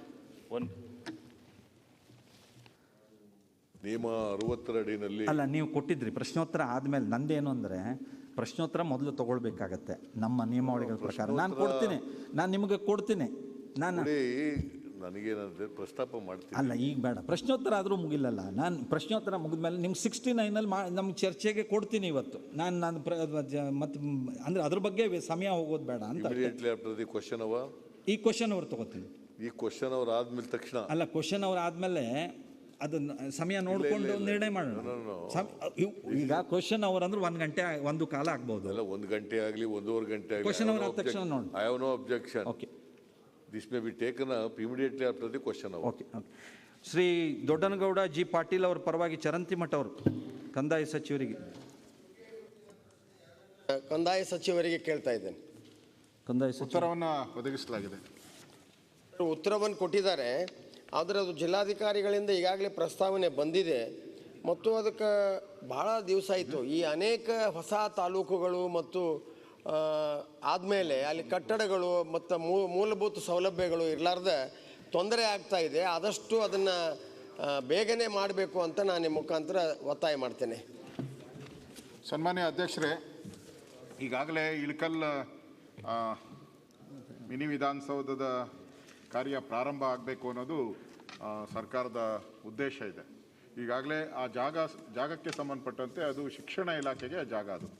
ಸೊ ಶಿಕ್ಷಣ ಇಲಾಖೆಗೆ ಈಗಾಗಲೇ ಪತ್ರವನ್ನು ಬರೆದು ವಿನಂತಿ ಮಾಡಿದಿರಿ. ಅವರು ಒಪ್ಕೊಳಕ್ಕೆ ಕೊಟ್ಟಿದ್ದಾರೆ. ಜಿಲ್ಲಾಧಿಕಾರಿಗಳಿಗೂ ಸೂಚನೆ ಕೊಟ್ಟಿದ್ದೀರಿ. ಆದಷ್ಟು ಶೀಘ್ರವಾಗಿ ಜಿಲ್ಲಾಧಿಕಾರಿಗಳಿಂದ ಆ ಜಾಗವನ್ನು ಶಿಕ್ಷಣ ಇಲಾಖೆಯಿಂದ ಕಂದಾಯ ಇಲಾಖೆ ತೆಗೆದುಕೊಂಡು ಇಮಿಡಿಯೇಟಾಗಿ ನಮ್ಮ ಜಿಲ್ಲಾಧಿಕಾರಿಗಳಿಗೆ ಸೂಚನೆ ಕೊಡ್ತೀನಿ. ಈ ಕಟ್ಟಡ ಆಗುವಂಥದ್ದಕ್ಕೆ ಸರ್ಕಾರದ ಕಡೆಯಿಂದ ಏನು ಹಣ ಮಂಜೂರಾತಿ ಬೇಕು ಮತ್ತು ಕಟ್ಟಡದ ಮಂಜೂರಾತಿ ಎಲ್ಲವನ್ನ ನಾನು ಮಾಡಿಕೊಡ್ತೀನಿ ಅಂತ ಹೇಳ್ತಾ ಇದ್ದೀನಿ. ಯಶವಂತರಾಯ್ ಗೌಡ ವಿಠಲ್ ಗೌಡ ಪಾಟೀಲ್ ಇಂಡಿ. ಚುಕ್ಕೆ ಗುರ್ತಿನ 40ನೇ ಪ್ರಶ್ನೆಯನ್ನು ಮಾನ್ಯ ಉಪಮುಖ್ಯಮಂತ್ರಿ ಹತ್ರ ಕೇಳಕ್ಕೆ ಬಯಸ್ತೀನಿ ಅಧ್ಯಕ್ಷರೇ. ಸನ್ಮಾನ್ಯ ಅಧ್ಯಕ್ಷರು ಉತ್ತರ ಒದಗಿಸಲಾಗಿದೆ. ಉತ್ತರವನ್ನು ಒದಗಿಸಿದ್ದಾರೆ ಅಧ್ಯಕ್ಷರೇ. ಬಿಜಾಪುರ ಜಿಲ್ಲೆ ಇಂಡಿ 2ನೇ ದೊಡ್ಡ ನಗರ ಅದು, ಬೆಳೀತಾ ಇರೋದು. ಬಹುತೇಕ ಪಕ್ಕದ ಮಹಾರಾಷ್ಟ್ರ ಕರ್ನಾಟಕಕ್ಕೆ ಹೋಗ್ತಕ್ಕಂಥ ಜನಸಂಖ್ಯೆ ವೆಹಿಕಲ್ ಹೆಚ್ಚಿಗೆ ಇರೋದ್ರಿಂದ ಇಂಡಿ ನಗರದಲ್ಲಿ ಜೀವಹಾನಿ ಆಗ್ತಿರೋದನ್ನು ಅವರು ಸಹಿತ ಗಮನಿಸಿದ್ದಾರೆ. ನಾನು ತಮ್ಮ ಮುಖಾಂತರ ಅವರಲ್ಲಿ ಮನವಿ ಮಾಡ್ಕೊಳ್ಳೋದಿಷ್ಟೇ, ಅಲ್ಲಿ ರಿಂಗ್ ರೋಡ್ ಆಯಿತು ಅಂದರೆ ಅಲ್ಲಿ ಜನರಿಗೆ ಅನುಕೂಲ ಆಗ್ತದೆ. ಸೊ ಅದಕ್ಕಾಗಿ ಅವ್ರು ಬೇಗನೆ ಮಾಡ್ತಾರೆ ಅನ್ನುವಂಥ ಪ್ರಶ್ನೆಯನ್ನು ನಾನು ಕೇಳಿನೋ, ಮತ್ತು ಅವ್ರಿಗೆ ಅದರ ನಮ್ಮ ಸಮೀಪದವರು ಇದ್ದಾರೆ, ಅವ್ರಿಗೆ ಗೊತ್ತಿದೆ ಅಲ್ಲಿ ಪರಿಸ್ಥಿತಿ, ಅದನ್ನು ಶೀಘ್ರವಾಗಿ ಮಾಡಲಿ ಅಂಥೇಳಿ ತಮ್ಮ ಮುಖಾಂತರ ನಾನು ಒತ್ತಾಯ ಮಾಡ್ತೀನಿ. ಸನ್ಮಾನ್ಯ ಸಭಾಧ್ಯಕ್ಷರೇ, ಈಗಾಗಲೇ ಅಕ್ಕಲ್ಕೋಟ್, ಕರ್ಜಗಿ, ಅಗರ್ಖೇಡ್, ಇಂಡಿ, ರೂಗಿ, ಅಥರ್ಗ, ನಾಗ್ಠಾಣ್, ಬಿಜಾಪುರ 272 ಕಿಲೋಮೀಟರ್ದ ರಸ್ತೆಯನ್ನು ಮಾಡಲಿಕ್ಕೆ DPRಗೆ ಟೆಂಡರ್ ಕರೆದಿದ್ವಿ. 4ನೇ ತಾರೀಕು ಕೊನೆ ತಾರೀಕಿತ್ತು. ನಾನು ಈ ಅಧಿಕಾರಿಗಳಿಗೆ ಸೂಚನೆ ಕೊಡ್ತೀನಿ, ಇಂಡಿ ಪಟ್ಟಣದ ಏನು ವರ್ತುಲ್ ರಸ್ತೆ ಆಗಬೇಕಂತ ನಗರವರ್ದು ಬೈಪಾಸ್ ರಸ್ತೆ, ಆ ಬೈಪಾಸ್ ರಸ್ತೆನೂ ಅದರಲ್ಲಿ ಸೇರಿಸಿ DPR ಮಾಡಲಿಕ್ಕೆ ಸೂಚನೆ ಕೊಡ್ತೀನಿ.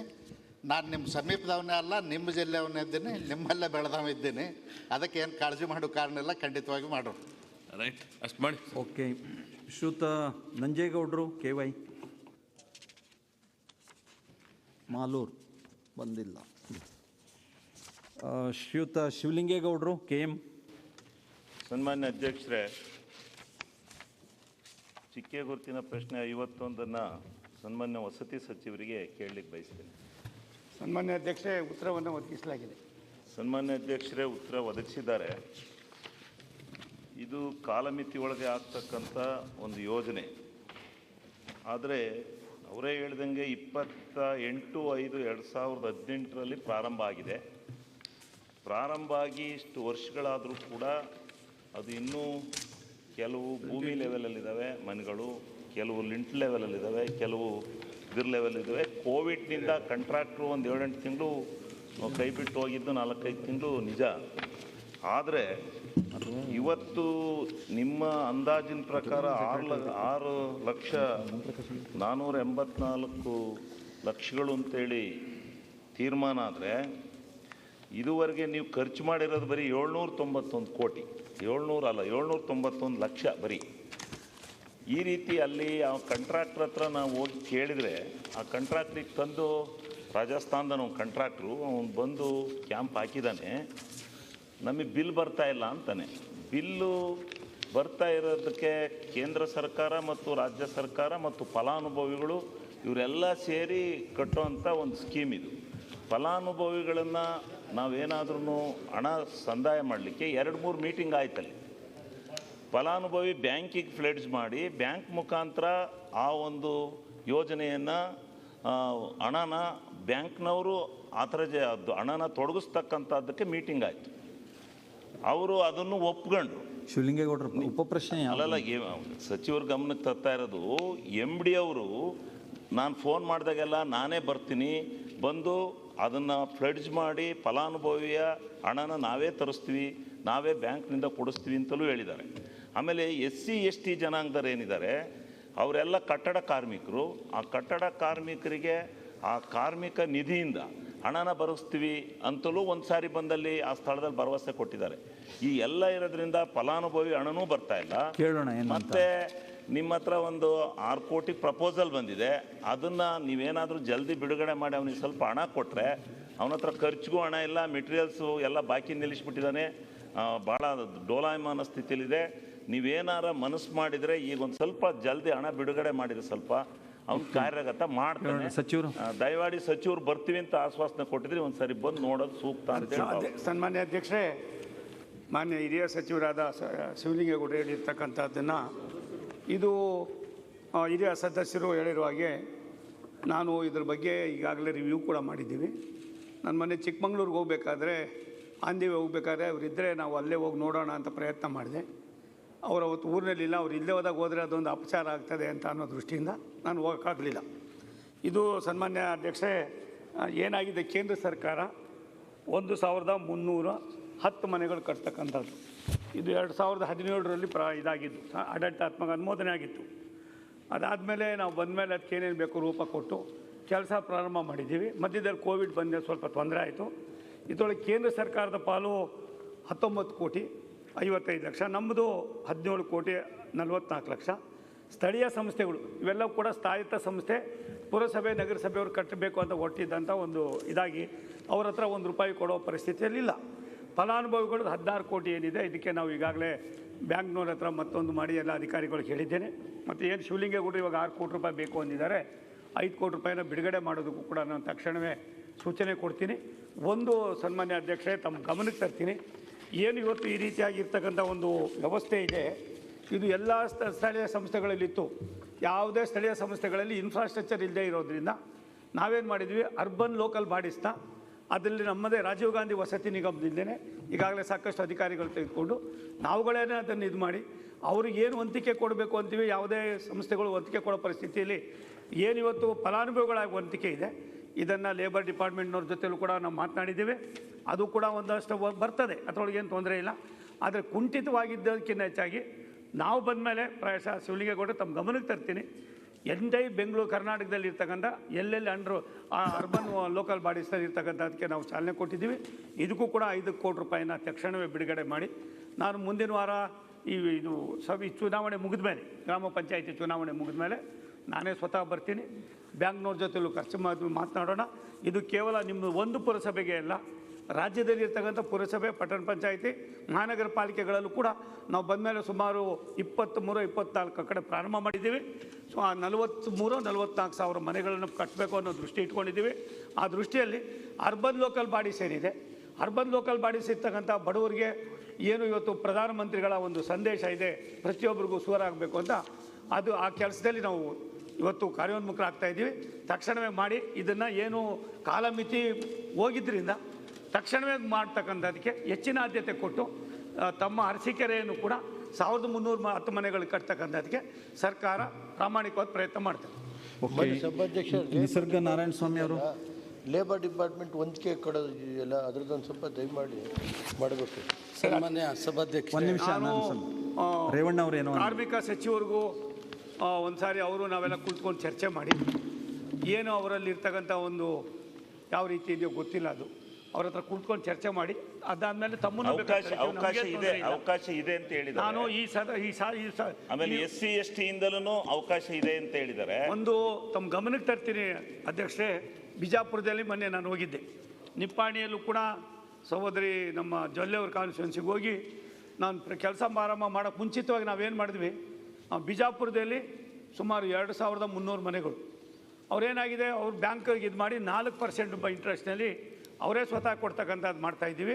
ಮೂಲಭೂತವಾಗಿರ್ತಕ್ಕಂಥದಕ್ಕೆ ಆ ಸ್ಥಳೀಯ ಸಂಸ್ಥೆಗಳು ದುಡ್ಡು ಕೊಡಿ ಅಂತೀವಿ. ಯಾವುದೇ ಸ್ಥಳೀಯ ಸಂಸ್ಥೆಗಳು ಅವತ್ತು ಸಂಪನ್ಮೂಲ ಕ್ರೋಢೀಕರಿಸ್ತಕ್ಕಂಥದ್ದು ಕಷ್ಟವಾಗಿರೋದ್ರಿಂದ ಏನು ಫಲಾನುಭವಿಗಳ ಆಯ್ಕೆಯಲ್ಲಿ ಬರ್ತಕ್ಕಂಥ ಹಣ ಏನಿದೆ, ಇದನ್ನು ನಾನು ನಮ್ಮ ಕಾರ್ಯದರ್ಶಿಗಳು, ನಮ್ಮ ವ್ಯವಸ್ಥಾಪಕ ನಿರ್ದೇಶಕ ಎಲ್ಲ ಚರ್ಚೆ ಮಾಡಿದ್ದೀವಿ. ನಾವು ಕಾರ್ಮಿಕ ಇಲಾಖೆ ಜೊತೆಲಿ ಚರ್ಚೆ ಮಾಡ್ತೀವಿ.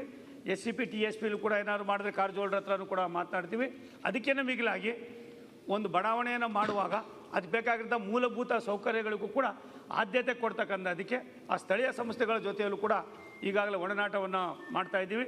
ನನಗನ್ನಿಸ್ತದೆ ಇನ್ನೊಂದು 2-3 ತಿಂಗಳಲ್ಲಿ ಸ್ಪಷ್ಟವಾದ ಚಿತ್ರಣವನ್ನು ತಮ್ಮ ಗಮನಕ್ಕೆ ತರ್ತಕ್ಕಂಥದ್ದಕ್ಕೆ ನಾವು ಪ್ರಯತ್ನ ಮಾಡ್ತೀವಿ ಸರ್. ಅಲ್ಲ, ಇದು ಇಷ್ಟೇ ಇರೋದು, ಕಾರ್ಮಿಕ ಸಚಿವರ ಜೊತೆ ಮತ್ತು ಹಿಂದುಳಿದ ವರ್ಗದ ಇಲಾಖೆಯವರ ಜೊತೆ ಕುಳಿತು ಒಂದ್ಸಲ ಮಾತಾಡಿಬಿಟ್ರೆ ಹಣಕಾಸಿನ ಲಭ್ಯತೆಯನ್ನು ಜೋಡಿಸ್ಕೊಡ್ಬೋದು ಅನ್ನೋದು ಎಲ್ಲರೂ ಅಭಿಪ್ರಾಯ ಇದೆ. ತಾವು ಅದನ್ನು ಪರಿಶೀಲಿಸಿದರೆ ಓಕೆ. ಈಗ ನಿಸರ್ಗ ನಾರಾಯಣ ಸ್ವಾಮಿ ಅವರು. ಸನ್ಮಾನ್ಯ ಸಭಾಧ್ಯಕ್ಷರೇ, ಚುಕ್ಕೆ ಗುರುತಿನ ಪ್ರಶ್ನೆ ಸಂಖ್ಯೆ 17 ಸನ್ಮಾನ್ಯ ಉಪಮುಖ್ಯಮಂತ್ರಿಗಳು ಹಾಗೂ ಲೋಕೋಪಯೋಗಿ ಸಚಿವರನ್ನು ಕೇಳಿ ಬಯಸ್ತೀನಿ. ಮಾನ್ಯ ಸಭಾಧ್ಯಕ್ಷರು ಉತ್ತರ ಒದಗಿಸಿದೆ. ಸಭಾಧ್ಯಕ್ಷರೇ, ಉತ್ತರವನ್ನು ಕೊಟ್ಟಿದ್ದಾರೆ. ಆದರೆ 2008ನೇ ಇಸ್ವಿ ಆವತ್ತಿನಿಂದ ಇವತ್ತಿನವರೆಗೂ ದೇವನಹಳ್ಳಿಗೆ ಈ ರಾಷ್ಟ್ರೀಯ ಹೆದ್ದಾರಿಗಳು ಸಂಪರ್ಕ ಇರ್ತಕ್ಕಂಥ ಮತ್ತು ಅಂತಾರಾಷ್ಟ್ರೀಯ ವಿಮಾನ ನಿಲ್ದಾಣ ಬಂದ ನಂತರ ಅದಾದಮೇಲೆ ಜಿಲ್ಲಾ ಕೇಂದ್ರ ಅಂಥೇಳಿ ಅಲ್ಲಿ DC ಆಫೀಸ್ ಬಂದ ನಂತರ ಯಾವುದೇ ಒಂದು ರಸ್ತೆಗಳು ಅಭಿವೃದ್ಧಿ ಆಗಿಲ್ಲ ಸನ್ಮಾನ್ಯ ಸಭಾಧ್ಯಕ್ಷರೇ. ಇವತ್ತು ಅಲ್ಲಿ ಯಾವ ಪರಿಸ್ಥಿತಿ ಇದೆ ಅಂತೇಳಿದರೆ ಸನ್ಮಾನ್ಯ ಸಭಾಧ್ಯಕ್ಷರೇ, ಯಾರೂ ಸಹ ಆ ರಸ್ತೆಯಲ್ಲಿ ಸೈಕಲಲ್ಲಿ ಕೂಡ ಪ್ರಯಾಣ ಮಾಡೋಕ್ಕಾಗದೇ ಇರೋಂಥ ಪರಿಸ್ಥಿತಿ ನಿರ್ಮಾಣ ಆಗಿದೆ. ಆ ದೇವನಹಳ್ಳಿ ಪಟ್ಟಣದಲ್ಲಿ ನೀರುಗಳು ಗುಂಡಿ ಬಿದ್ದು ಅಲ್ಲಿ ಕೆಲವರು ಆ ಜಾಗದಲ್ಲಿ ಯಾವ ರೀತಿ ಪ್ರಚಾರ ಮಾಡ್ತಾರೆ ಸನ್ಮಾನ್ಯ ಸಭಾಧ್ಯಕ್ಷರೇ ಅಂದರೆ, ಹೆಣಗಳನ್ನು ಇಲ್ಲಿ ಉಳೋಂಥ ಪರಿಸ್ಥಿತಿ ನಿರ್ಮಾಣ ಆಗಿರುವಂಥ ಪರಿಸ್ಥಿತಿ ಆಗಿದೆ. ನಮ್ಮ ಶಾಸಕರು ಏನು ಮಾಡ್ತಾ ಇದ್ದಾರೆ ಅಂತ ನನ್ನ ಪ್ರಶ್ನೆ ಕೇಳ್ತಾರೆ ಸನ್ಮಾನ್ಯ ಸಭಾಧ್ಯಕ್ಷರೇ. ಅದಕ್ಕೆ ಇವಾಗ ಉತ್ತರ ಕೊಟ್ಟಿದ್ದಾರೆ. ಈಗ ಏನು ವಿಜಯಪುರ ಮತ್ತು ದೇವನಹಳ್ಳಿ 2 ಪುರಸಭೆಗಳಿರೋದ್ರಿಂದ 2 ಪಟ್ಟಣಕ್ಕೆ ಸುಮಾರು 8 ಕೋಟಿ, ದೇವನಹಳ್ಳಿಗೆ 7 ಕೋಟಿ ಅಂದಾಜು ಮಾಡಲಾಗಿದೆ. ಇದನ್ನು ಯಾವಾಗ ಎಷ್ಟು ದಿವಸದಲ್ಲಿ ಕಾರ್ಯರೂಪಕ್ಕೆ ತರ್ತಾರೆ ಅನ್ನೋದು ಸನ್ಮಾನ್ಯ ನಂಗೆ ಹೇಳಬೇಕು ಸಚಿವರು.